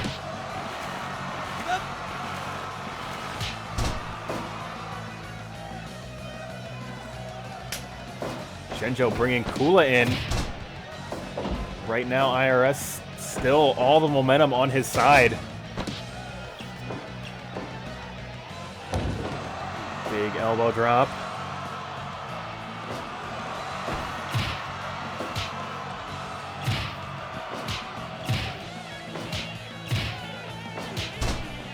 And neither side able to gain the upper hand in that strike exchange.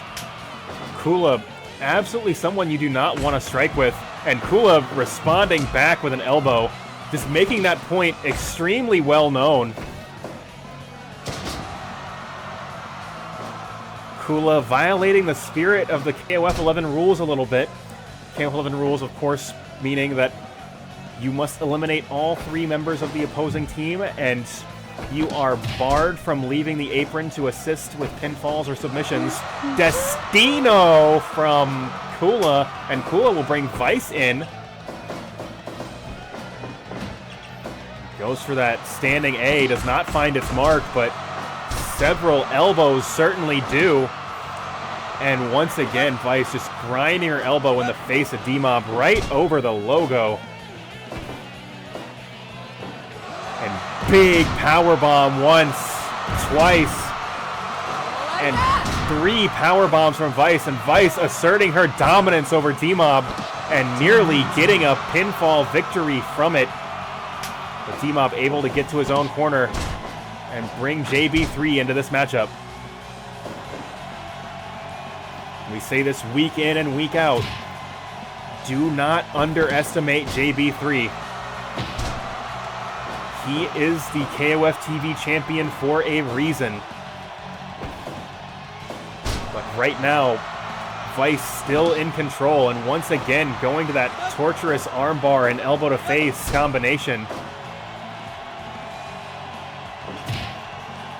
Big kick to the gut, and JB3 responding back, trying to choke the life out of Vice. And Vice will go and bring in the champion, the Blake's House heavyweight champion, but right now, JB3 trying to get a pinfall victory over that champion. And Hsien-Jo responding back with Emerald Flosion. That could be enough there. Goes for the cover, 1, 2. It is not.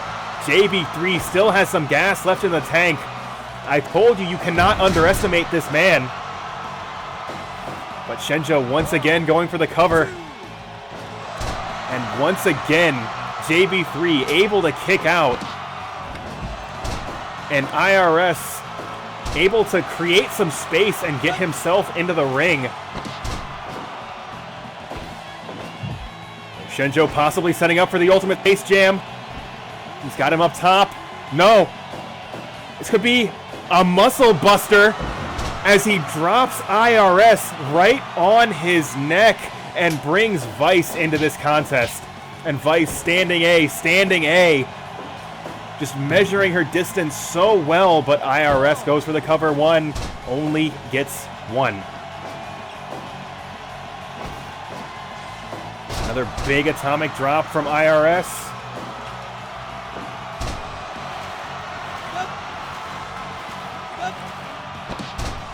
And IRS trying to squeeze the life and the unpaid taxes out of Vice with that hold. As he is able to take a breather inside the ring as he dumps Vice to the outside.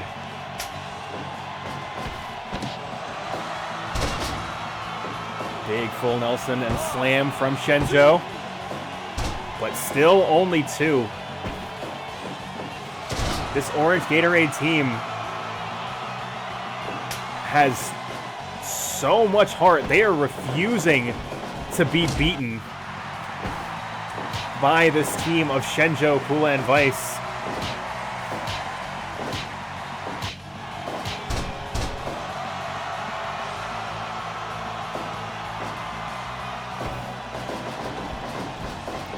Oh, Hsien-Jo going for that lariat, but D-Mob able to duck it. And hits Hsien-Jo with a suplex and will once again bring IRS into this contest. You've got to give credit where credit's due to this Orange Gatorade team. These frequent tags, keeping their competitors fresh, is so important over the course of this match.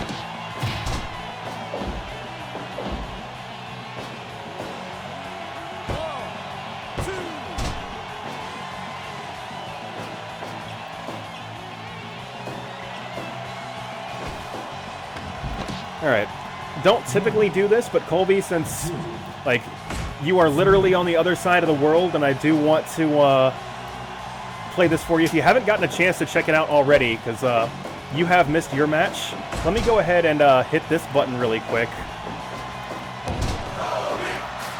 Because this is a thing we can do on my stream now.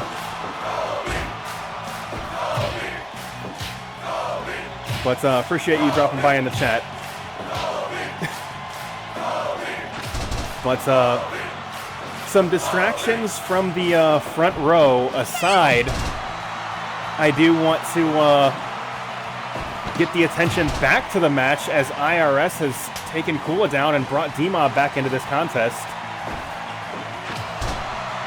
And big leg lariat from Kula. Kula showcasing those educated feet so well. Kula, if you don't recall, had an absolute barn burner of a contest against Maglo several weeks ago. Oh, big Emerald Flosion from D-Mob. That could be it. He goes for the cover. 1, 2. No. Neither side willing to give an inch as Hsien-Jo hits a belly-to-belly suplex. Goes up top. Big elbow drop, planting that elbow directly into the solar plexus of D-Mob, just trying to crush the life out of him.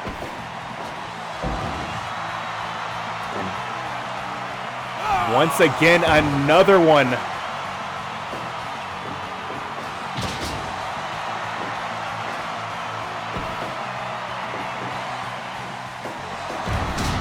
And Steiner screwdriver from Hsien-Jo, that could be it.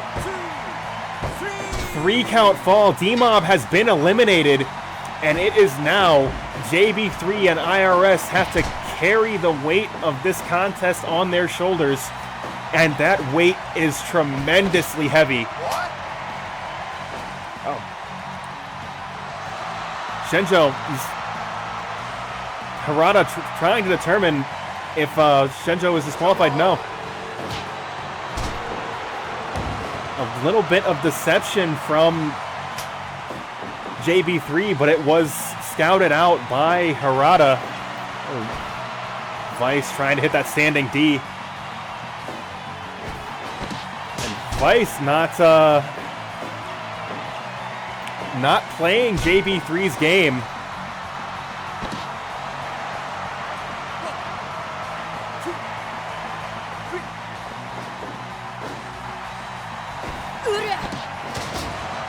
And there's a Frankensteiner from Vice.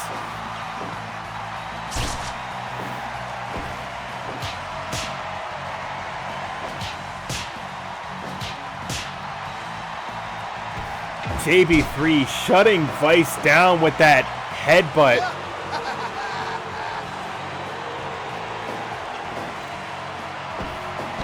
And a chorus of boos as he postures for the crowd.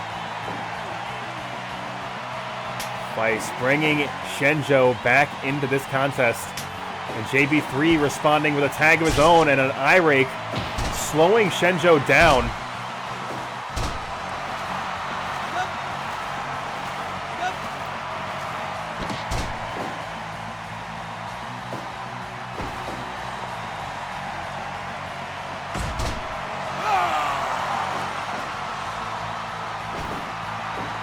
Hsien-Jo going to that patented 1, 2, 3 powerbomb, stacks him up, 1, 2, no, it's still not enough. So Hsien-Jo responding back with Emerald Flosion, drags IRS to the center of the ring, but Hsien-Jo isn't done either. And that could be a critical mistake as IRS is taking the momentum back onto his side. But Hsien-Jo, big lariat, runs cross corner to corner. 1, 2, 3 count fall. And it is up to JB3 to stop the bleeding as Hsien-Jo is in the process of an OCV, but 1, 2. Oh, that was nearly it.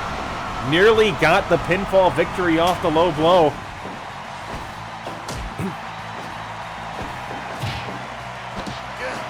And there, JB3 exploiting a loophole.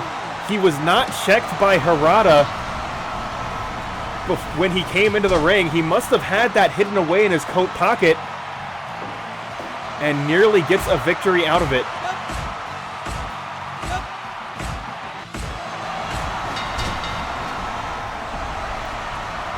And Kula taking the victory for Team Hsien-Jo. And we have new KOF TV champions. And that will make Hsien-Jo a double champion, holding KOF TV Gold and the Blake's House Heavyweight title. Also, Colby, since you do have to leave soon, and you have probably not heard Orlando's chant, because it is far and away my favorite thing. Like, sometimes I just play this just to play it, because it's so good.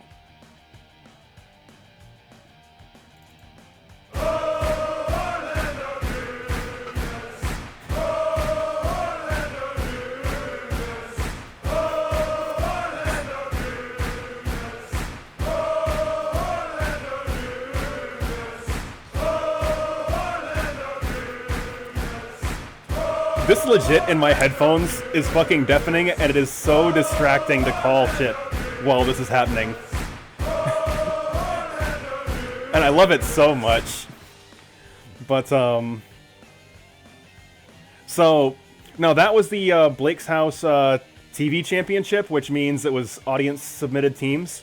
And Blake suggested some KOF characters, and then fucking also Jamel is here. And it ended up working out because Jamel isn't on tonight's show. I will check the Kula and Vice. I'm not super concerned because that's the same Kula that had a like very competitive match with Maglo. Like that's the same Kula, but I will check that in the interest of fairness.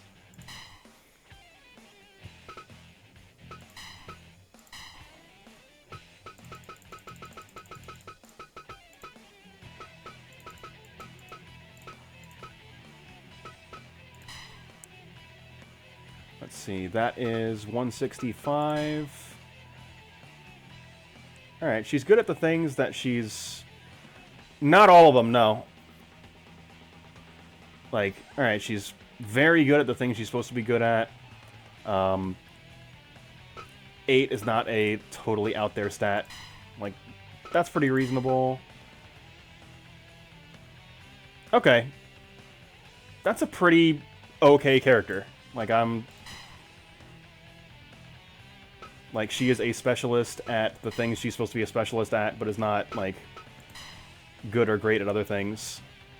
Let me see here. And I will check Vice as well. Because, yeah, I want to make sure, getting word from the JPW rep, he wants to make sure that he has not been robbed of his title.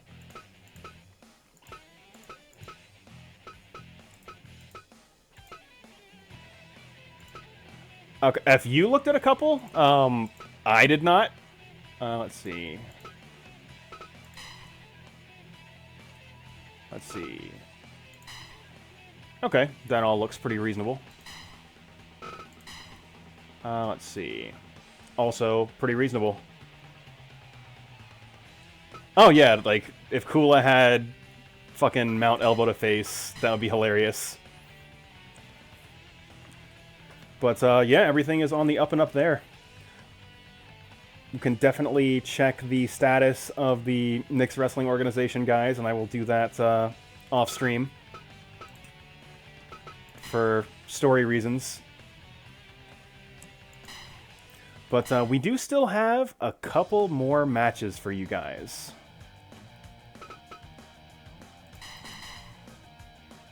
I mean, King was, like, extremely fucking juicing. So, like, it is not that unreasonable an ask. I mean, Vice threw some people, and she hit a lot of standing A. So,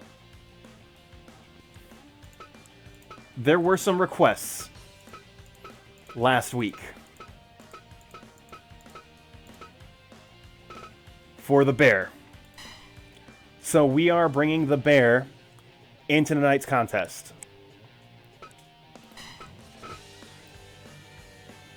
However, we are also bringing in someone we have not seen in quite some time. I think not on Blake's House TV, certainly, since the crossover show. And that is the Enforcer of Judgment Pro Wrestling, the Gatekeeper. So let's go ahead and get into that match now.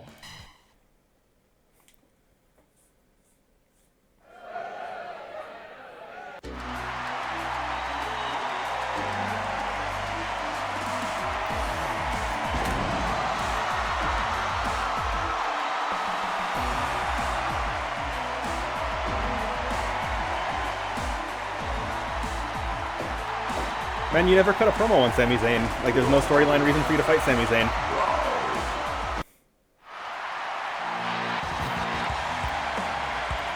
So, Knicks Wrestling Organization's Ima Bear and Judgment Pro Wrestling's The Gatekeeper.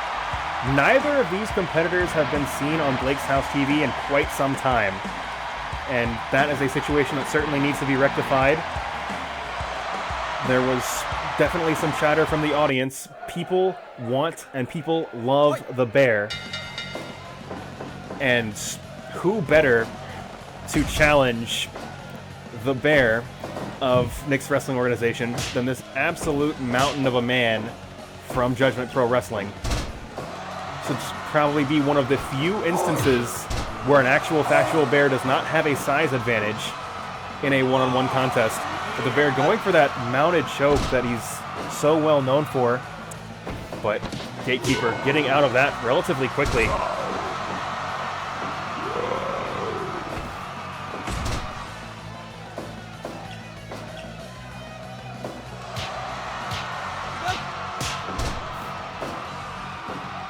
And Gatekeeper finding a great deal of difficulty getting started as the Bear just refusing to allow any offensive efforts to go through.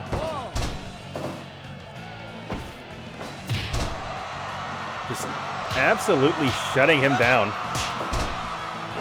Despite that, the Gatekeeper is not the enforcer of JPW for nothing.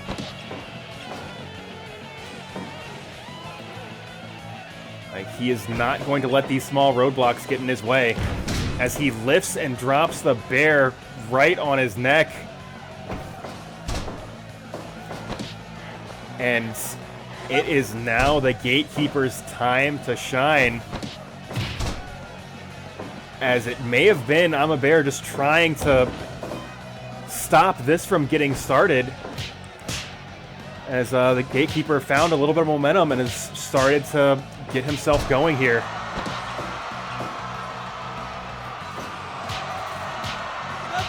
And the Bear once again returning to those mounted punches.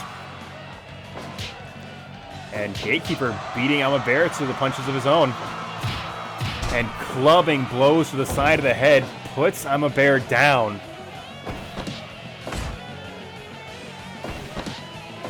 And repeated elbows to the crown. There's not hardly anyone that can get those elbows to the top of the head just because of that size advantage that Ima Bear usually has in its matchups. But it is no challenge for the Gatekeeper.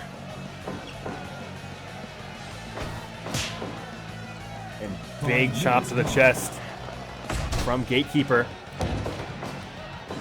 And there's been a great deal of back and forth in this matchup. If you had this on your scorecard, I don't know how you would score it right now, as neither side seems to have a distinct advantage. Now Gatekeeper possibly a little bit of sleep at the wheel in the corner there. But once again, beating Ima Bear to the punch. And Ima Bear responding back with repeated clubbing blows, and now going to those mounted punches. Those massive bear claws to the head of the Gatekeeper. And Gatekeeper responding back with a knee directly into the deal of Ima Bear. And big running kick to the ribs. And Ima Bear now going right back to that mounted choke that has won him so many matches. And Gatekeeper responding back, sidewalk slam. Shoots Ima Bear into the corner. Ima Bear scrambles out before any further damage can be done. Gatekeeper. Absolutely massive power bomb to that bear. That bear had to be at least 9 feet off the ground.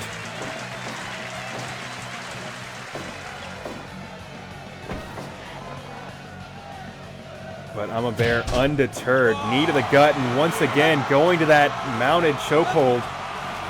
I can't imagine the Gatekeeper can take too many more of those. And you can see it. Gatekeeper is a little bit winded. But it doesn't matter if he can do things like this. Clearly he is not too winded to powerbomb the living hell out of this bear. And an absolutely massive head hold lariat to follow it up with. And we are once again have a front row seat to the Gatekeeper show. But Ima Bear now going to that striking combination. Running the ropes, but not running the ropes fast enough as Gatekeeper able to get to his feet. And both competitors just totally winded, having a great deal of difficulty keeping offensive momentum just because of how much damage has been sustained over the course of this match. And there's once again that chokehold, but Gatekeeper not submitting, refuses to be submitted by a competitor from Nick's wrestling organization. So Ima Bear once again bringing Gatekeeper to the center of the ring. No, not electing to go for that chokehold again. Running the ropes and absolutely devastating running punch. Gatekeeper responding back. Spin out and slam. 1, 2. Oh, that was nearly it. That punch just bringing Ima Bear to his knees. And both competitors now battling it out. Massive open palm strike against the closed fists of Ima Bear. And muscle press. And once again, 2.9. Look at that amazing display of power. Just showing how long he can keep that bear in that vertical suplex position. Going for the cover again. 1, 2, 3, count, fall. The Gatekeeper asserting his dominance over an actual, factual bear of Nick's wrestling organization.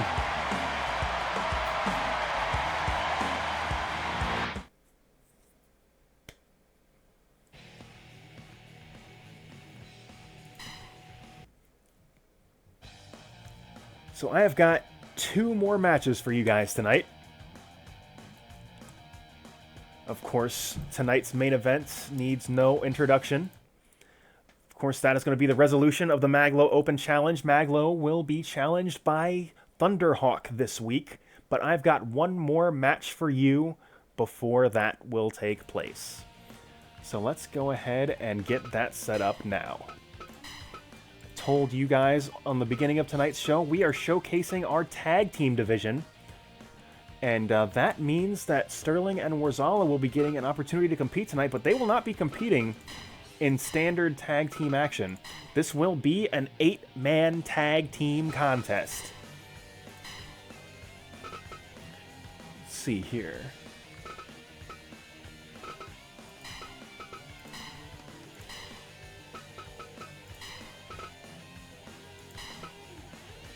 Let's see here. Let's see.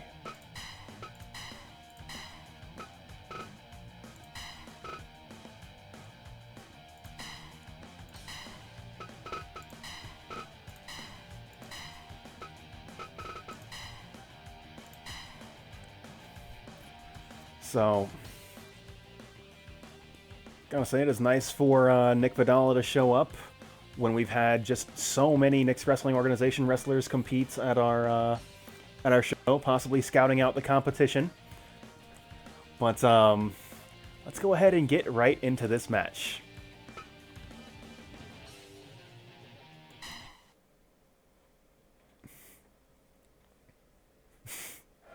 You know, you bring up a good point, but I'd already written up the match card.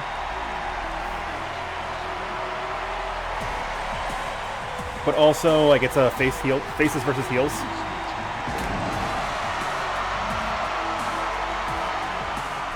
So we have the team of Sterling and Worzalla tagging with the team of Tyler and Nick Vadala going up against the keepers of Blake's house in Brandon and Blake.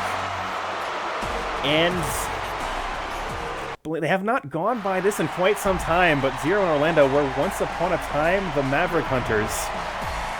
And I gotta say, it is absolutely criminal that they are not walking out to the theme of Orlando Nunez.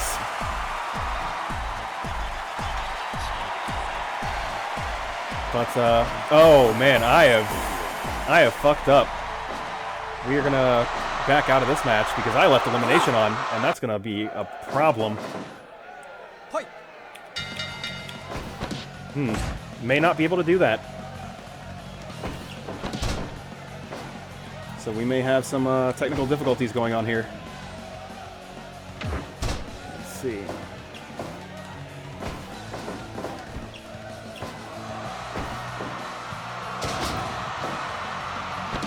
Yeah, I guess this is going to be elimination under KOF 11 rules.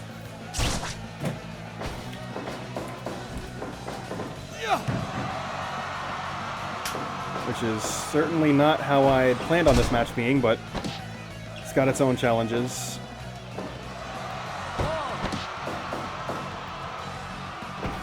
It will be.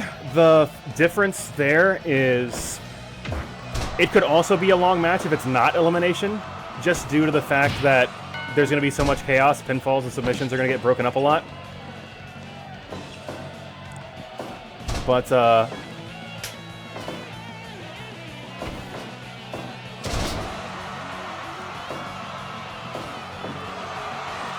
regardless of some miscommunication between the office and the officials,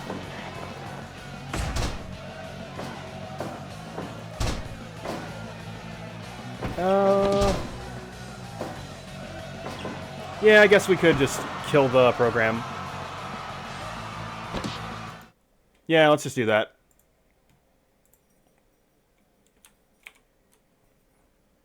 Alright. Yeah, let's do that. It's there really was not a good answer to that. Let's see.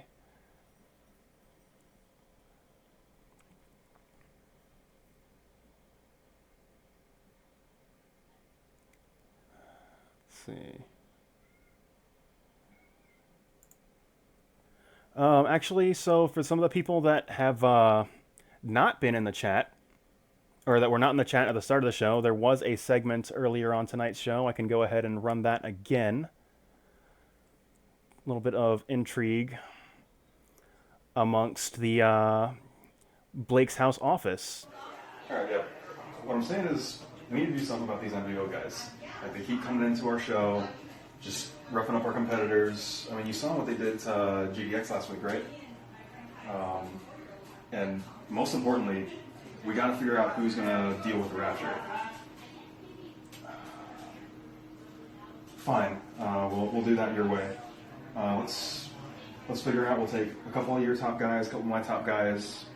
We can run a couple matchups, figure out who the best answer to the Rapture is going to be. Yeah, we can do that. Fine. All right, yeah, we'll start that up next week. Ridiculous. So you know that's just Nick, right? We know him. You know the answer. What? That's ridiculous. Just absolutely ridiculous. I can't even deal with that right now.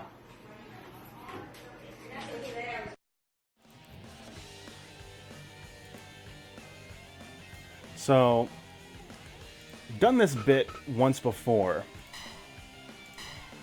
where, like, so if you ever watched Raw in the, like, early 90s, Raw was pre-taped, and, like, sometimes someone would just fuck up a spot, and Scott Hall, he would just look directly at the camera and say, take two, and then do the spot again. Because Scott Hall did not give a fuck about anything.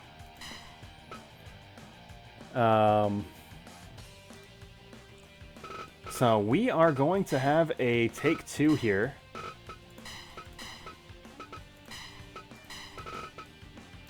However, this should fix the other problem.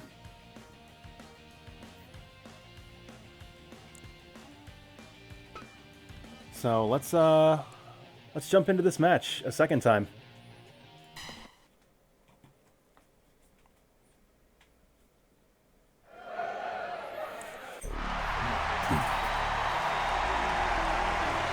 So we have got the team of the current Blake's House Tag Team Champions of Worzalla and Sterling, tagging with Tyler and Nick Vadala. And they are going to be going up against the keepers of Blake's House, Brandon and Blake, and the Maverick Hunters, Zero and Orlando. All right, baby! In just kind of a friendly competition to showcase what the tag team division has. And Orlando blasting out of the back with the theme of Orlando Nunez. You gotta love it.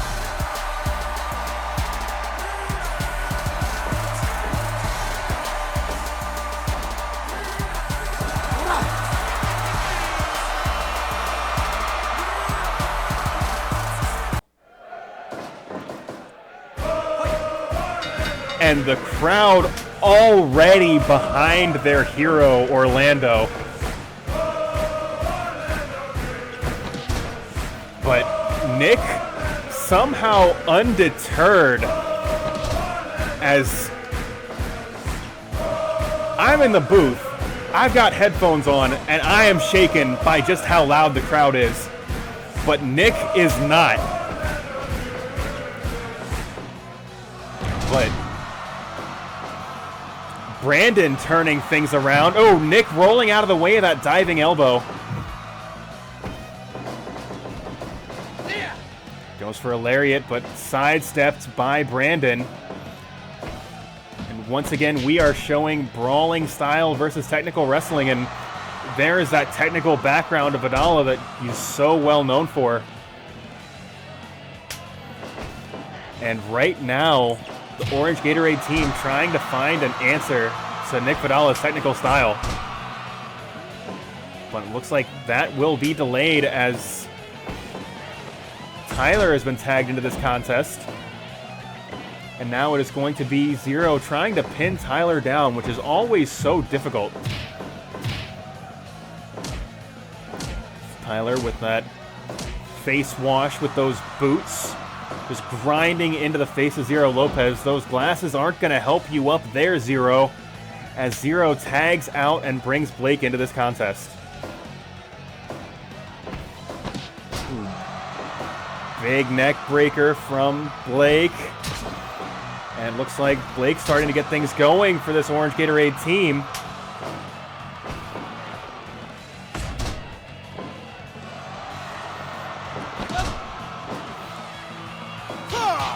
And a 1-2 piece, and Blake trying to kick Worzalla's leg out from under his leg. Big arm drag.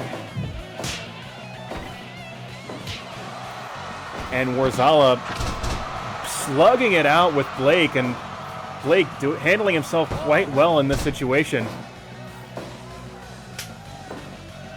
And now the tag team champions know, unable to get any tandem offense in as Blake shuts them down. Sterling runs the corner, but no, unable to get anything going as Blake scrambles to his feet.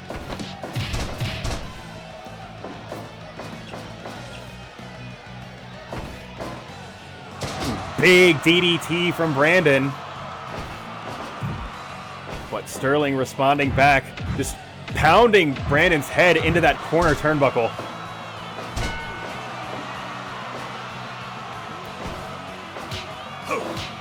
And Brandon and Sterling just slugging it out. Brawler versus brawler. Barn door right hands and barn door left hands swinging wildly. And Sterling trying to slow Brandon down, brother, with that stretch muffler. And Brandon swings his leg and breaks the hold. And Orlando back in, going high and low, hitting Sterling with the unblockable. And Orlando locking on the Kimura. Big kick to the gut from Sterling, and Orlando down onto the ground. I will pay you back after I go off air. Apologies for not doing that already.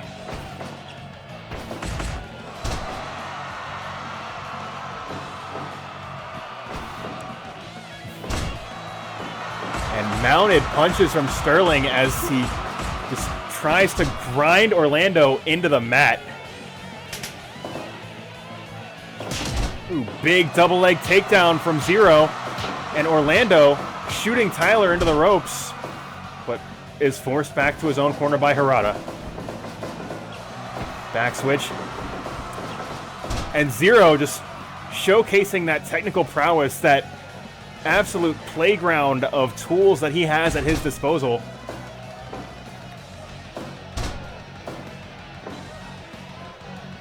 But Tyler able to evade the drop kick, but unable to protect himself from that leg trip. And once again, another drop toe hold.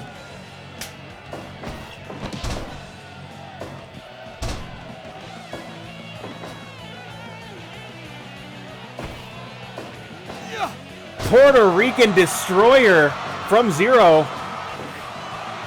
And then he's got it covered too. Count 2. 10 minutes gone. That could not have been better positioning for the Orange Gatorade team as Zero hit that destroyer in his own corner. Big backdrop and cutter from Worzalla and Vadala. Excellent improvised offense from these two competitors. Blake now once again grinding Worzalla down. Both competitors going for those big chops, unable to find their mark. Blake shot into the corner turnbuckle. Worzalla slowly making his way to him. And pushing, neither side willing to give the other man the advantage in the corner. And right now, it is the Orange Gatorade team just absolutely mugging Worzalla, but Worzalla throwing elbows wildly, shaking Blake off of him. And once again, another big DDT from Blake, and Blake will tag Zero back into this contest as Worzalla brings Tyler into this match. And another Puerto Rican destroyer from Zero Lopez.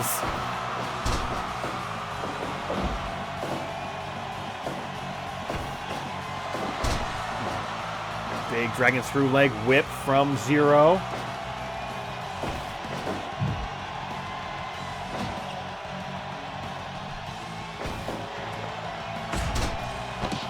We are once again a label lock from Zero, but Tyler able to break that hold relatively early.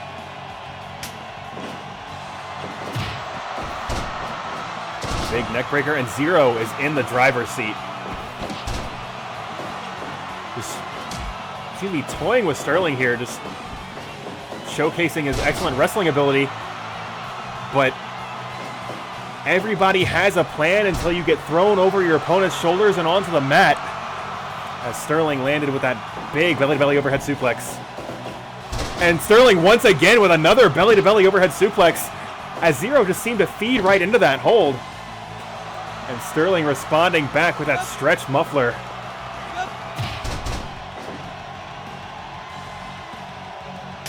And once again, Orlando back into this contest. But Zero not done. Once again, another Puerto Rican destroyer, and it is Orlando's time. Orlando off the ropes, big spear into the center of the ring. Northern Light suplex, and that'll clear out both corners.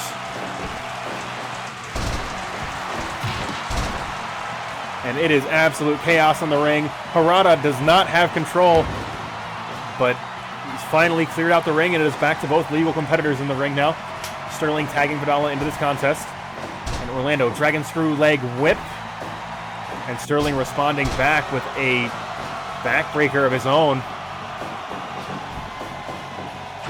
And sliding dropkick right to the side of the head of Orlando Nunez. Orlando bringing in the keeper of Blake's house, Brandon, into this contest. But Nick undeterred. Looks like he's going for another sliding dropkick, and he does. He connects with the side of Brandon's head. Brandon responding back. Fireman's carry goes up top. What's he got here? Diving elbow. Nick rolls out of the way. Nick now going up top. And 450 splash right onto the back of Brandon. And these two now going at it. Massive left hands responded back by Vadala's European uppercuts, but those just aren't enough to put Brandon down.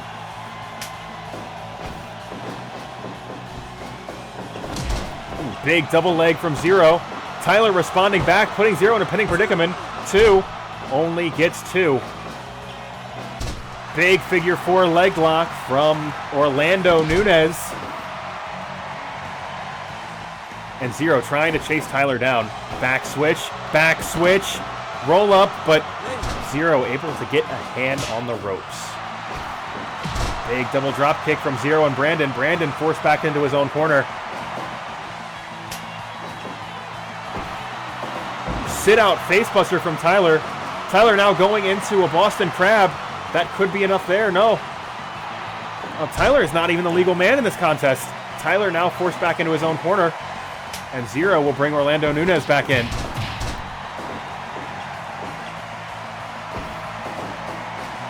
Orlando shot into the corner turnbuckle. And repeated chops to the chest from Vadala. And the crowd now getting behind Orlando, trying to give him the energy to reverse momentum here, while Nick is in total control. And big scorpion death drop, but Orlando to his feet first, but he seems to be dazed, but no. Looks like Orlando starting to feed on that crowd energy, but electing to bring Blake into this contest as the two men walk Nick down. Nick undeterred. And that will clear out both corners as Brandon's patented spinning toe hold. Looks like Worzalla was trying to set up for that patented Worzalla elbow drop, but unable to hit it.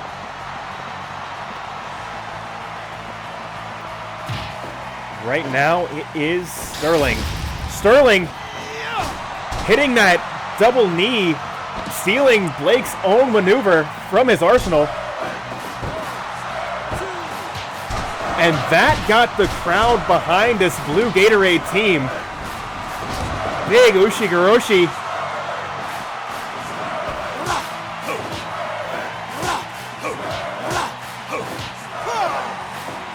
Blake, Enziguri throwback to the side of the head. But Sterling responding back with a monster lariat.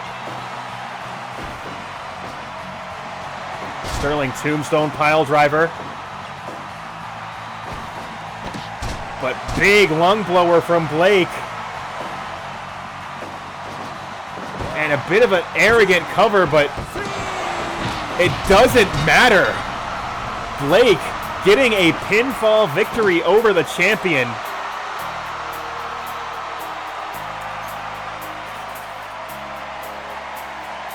And I think that's the #1 contender picture starting to crystallize a little bit.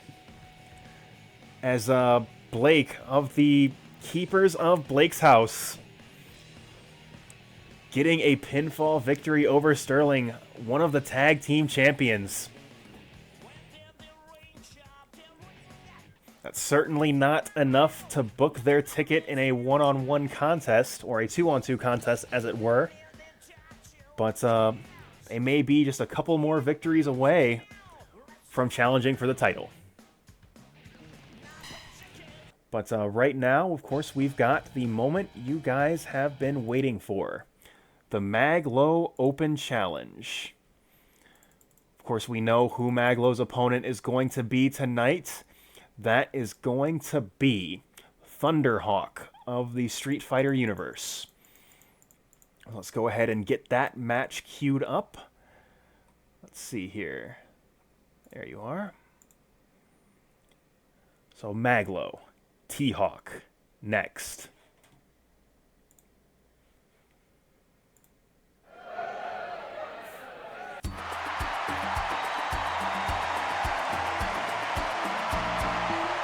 I say it is an absolute crime that Mag-Low does not walk out to Mag-Low music.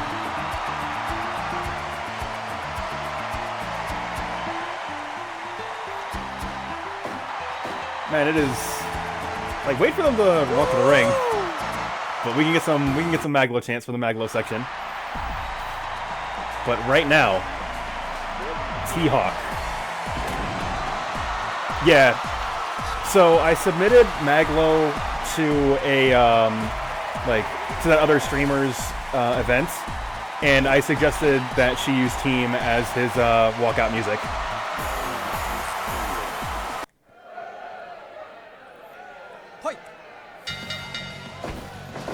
All right, so it is Mag-Low, Thunderhawk, T-Hawk going for an early cover, trying to pull a fast one on the Duke of Bretton Woods, but Mag-Low having none of it. Ooh, big chop to the chest from T-Hawk.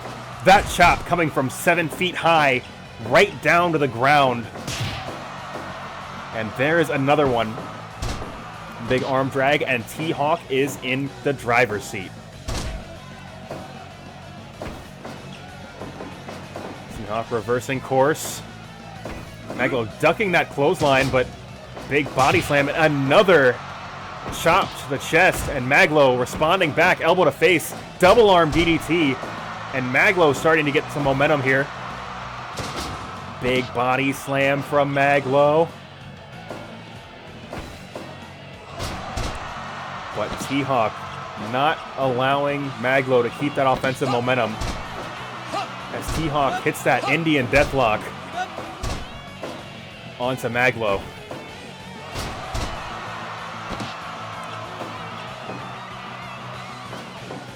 And T-Hawk once again going for another cover. T-Hawk trying to surprise Mag-Low. It looks like he could be going for another Condor dive, but thinks better of it as Mag-Low scrambles to his feet. But that does give Mag-Low some time to breathe, get that elbow to face, and hit a body slam. And Mag-Low trying to slow T-Hawk down. Reverses course, shoots T-Hawk into the corner turnbuckle.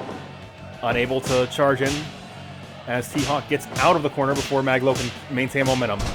And T-Hawk, those chops, absolutely devastating. 1, 2, count 2.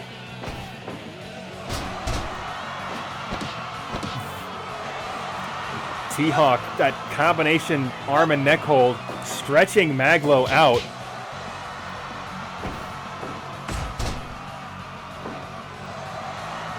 And once again, that arm and neck hold just doing as much damage to Mag-Low as he can. And the Mag-Low section starting to get animated. 5 minutes gone. trying to get behind their boy, trying to make sure Maglo has the energy he needs to protect this house as he locks on that shin lock to slow T-Hawk down. Sliding D right to the side of the head, but beaten to the punch by T-Hawk with that chop. Those chops have been absolutely devastating, supremely effective in this matchup. Ooh, Maglo sidestepping another one of those chops. T-Hawk with that T-Hawk buster. Goes for the cover, but Maglo able to get just a fingertip on the ropes. T-Hawk responding back with repeated chops to the head and back. And this match has just been all T-Hawk so far.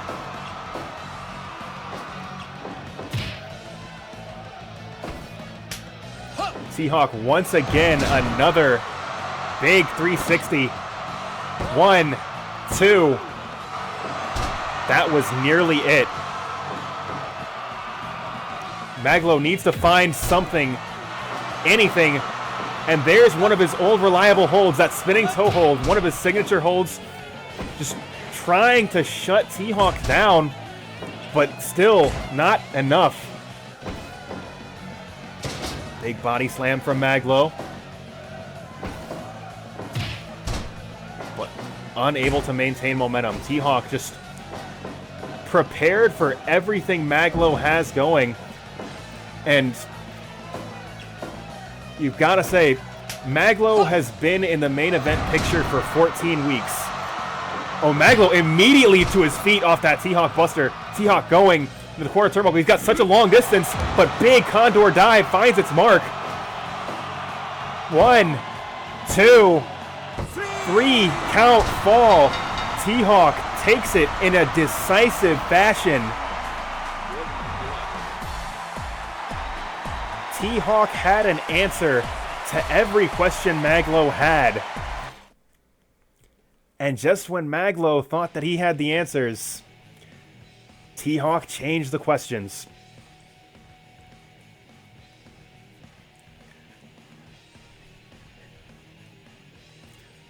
So T-Hawk will be the victor in tonight's main event, winning via Condor Dive. I feel like I set a bad precedent in the sense of, like, oh man, we could just check and see if somebody's juicing after matches. I mean, we can look. And we'll say before we do that, do want to thank you guys for participating in another Blake's House Wrestling event. Of course, we do have the Go Home Dark match to look forward to, so we're not totally done yet, but that will conclude the main card portion of tonight's show. I hope you guys look forward to next week's show, but let's go ahead and settle this. Let's take a look at what T-Hawk looks like under the hood. I mean, that's the unfortunate reality of, like, playing with the internet's toys, is sometimes the internet makes some fucked up toys.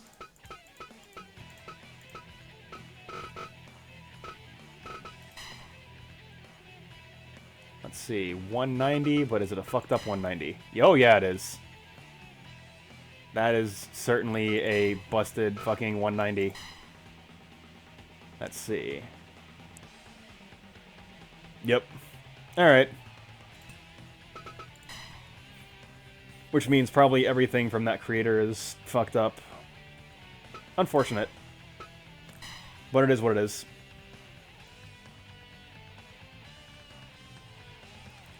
Gotta say, Maglo has been having some bad luck with some illegal-ass competitors challenging in the Maglo Open.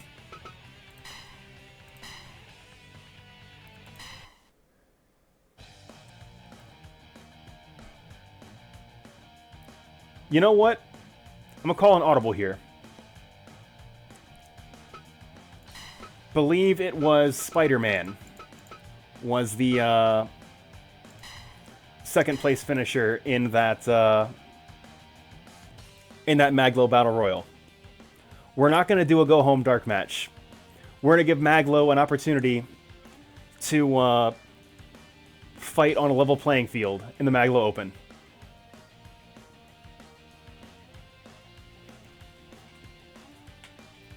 So, let us see how Maglo handles himself against Virtual Pro Wrestling 2's own Spider-Man.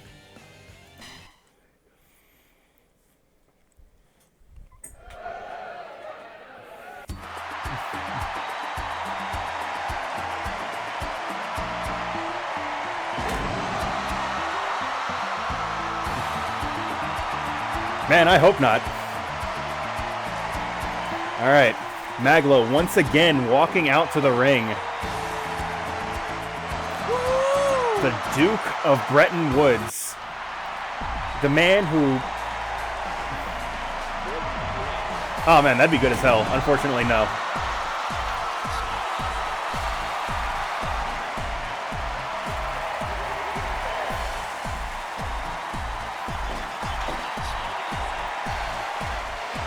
Challenged by Spider-Man. Maglo, of course, has a bit of a history with Spider-Man. Maglo and Spider-Man collaborated on some music several years ago. If you are not familiar with the DJ Dix classic, I Need Backup, I certainly recommend you go to either the SoundCloud or to YouTube and look that up, as that is an absolute banger. But now these two men collaborating inside the squared circle, and they are putting on a match for you, the fans, tonight, as Maglo hits airplane spin after airplane spin, making sure the people from the front row all the way to the back have a quality show tonight. And Maglo in total control. It's in stark contrast to the last matchup that Maglo participated in this evening. Maglo, big elbow to face. Spider-Man attempting to return the favor, does connect with an elbow to the back of the head, and Spider-Man doing whatever a spider can to submit Maglo in this matchup.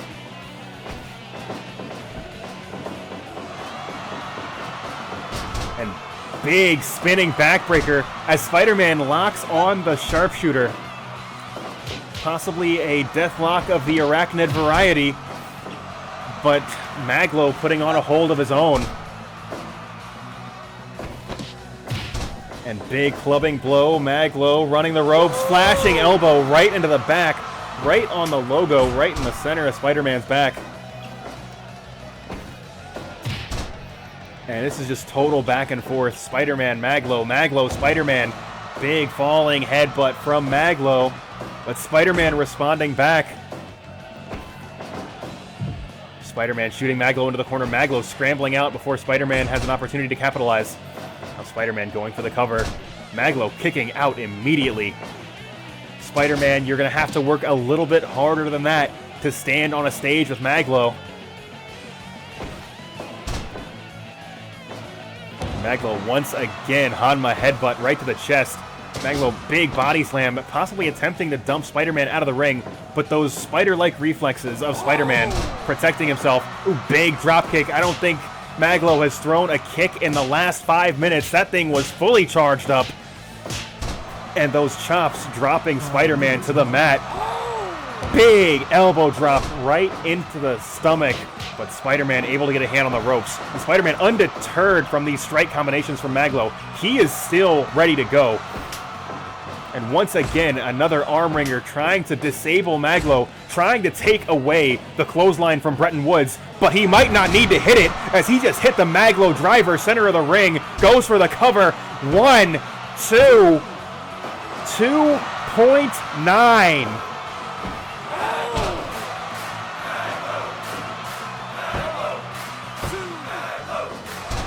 And the crowd totally behind the People's Champion. But Spider-Man kicking out after kick out. He won't go down that easy.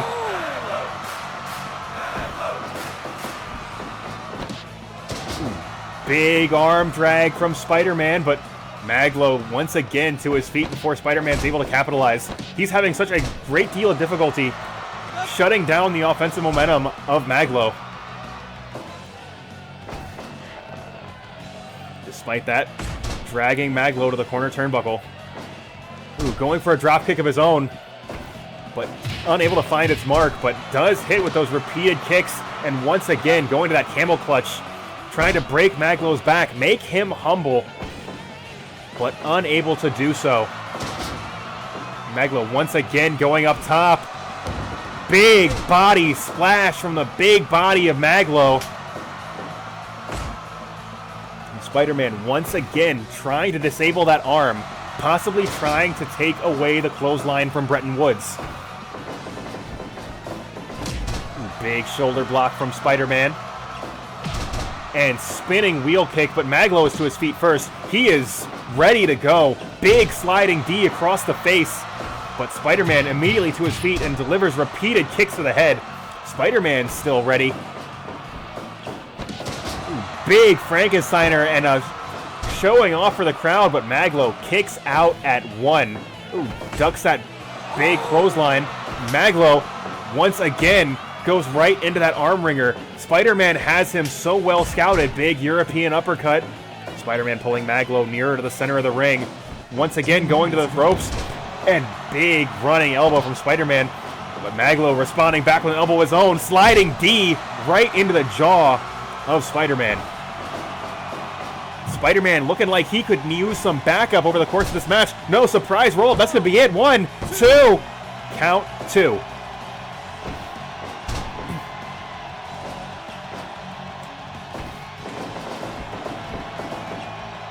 Maglo unable to pin Spider-Man down. Spider-Man just using that superior agility and those spider-like senses of his to avoid Maglo's signature holds.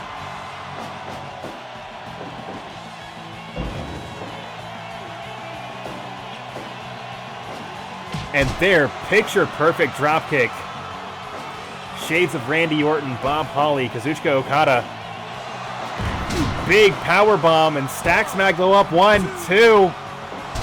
That was nearly it. Spider-Man in total control here too. And another near fall for Spider-Man. Maglo has got to wake up here as he hits Spider-Man with the kitchen sink. Back switch. Maglo refusing to be submitted. Maglo protecting this house. The Maglo Open Challenge is his opportunity to defend this ring. Spider-Man once again going for that big power bomb, but Maglo able to get a foot on the ropes. And there's the clothesline from Bretton Woods. Is that enough to put Spider-Man away? Big flashing elbow right to the back of the head of Spider-Man, and the crowd is loving it.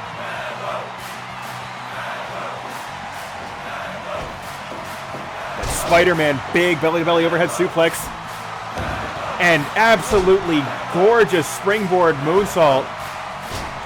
But Maglo getting a foot on the rope.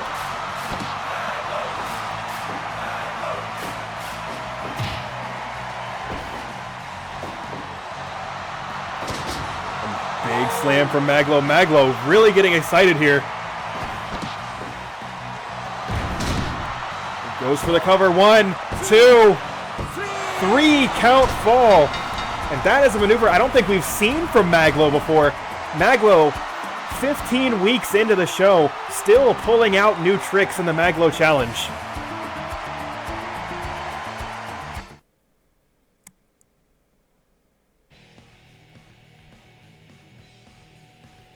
And Maglo with the Michinoku driver beta. Shades of Taka Michinoku. So that will officially conclude the canonical portion of tonight's show, as we had to give Maglo another chance to protect this house in a fair and honest contest.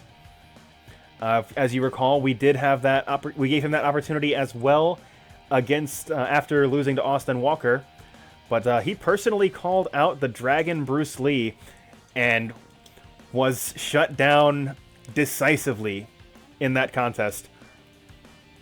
That was not the case here, as Maglo comes out victorious.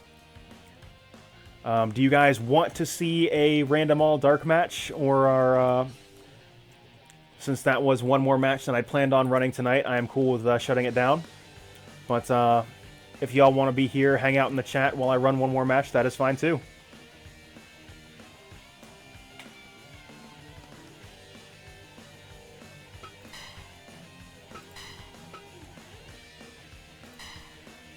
See what we got as options.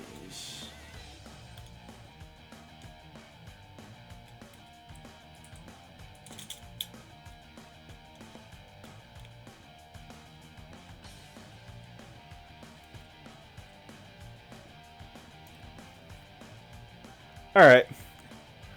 I mean, we still got one bonus match, so I'm not too burnt up about having a bonus dark match.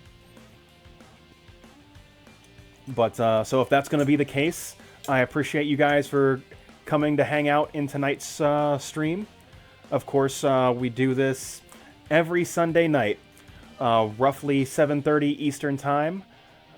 This week was a little bit closer to 8 just because had some stuff come up on my end.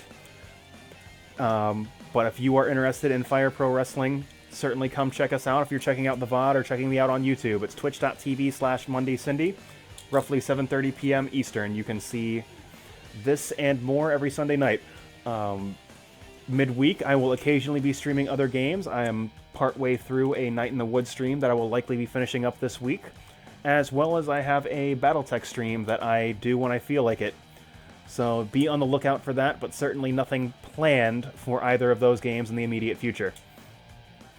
But thank you all for coming, and I hope to see you guys next time.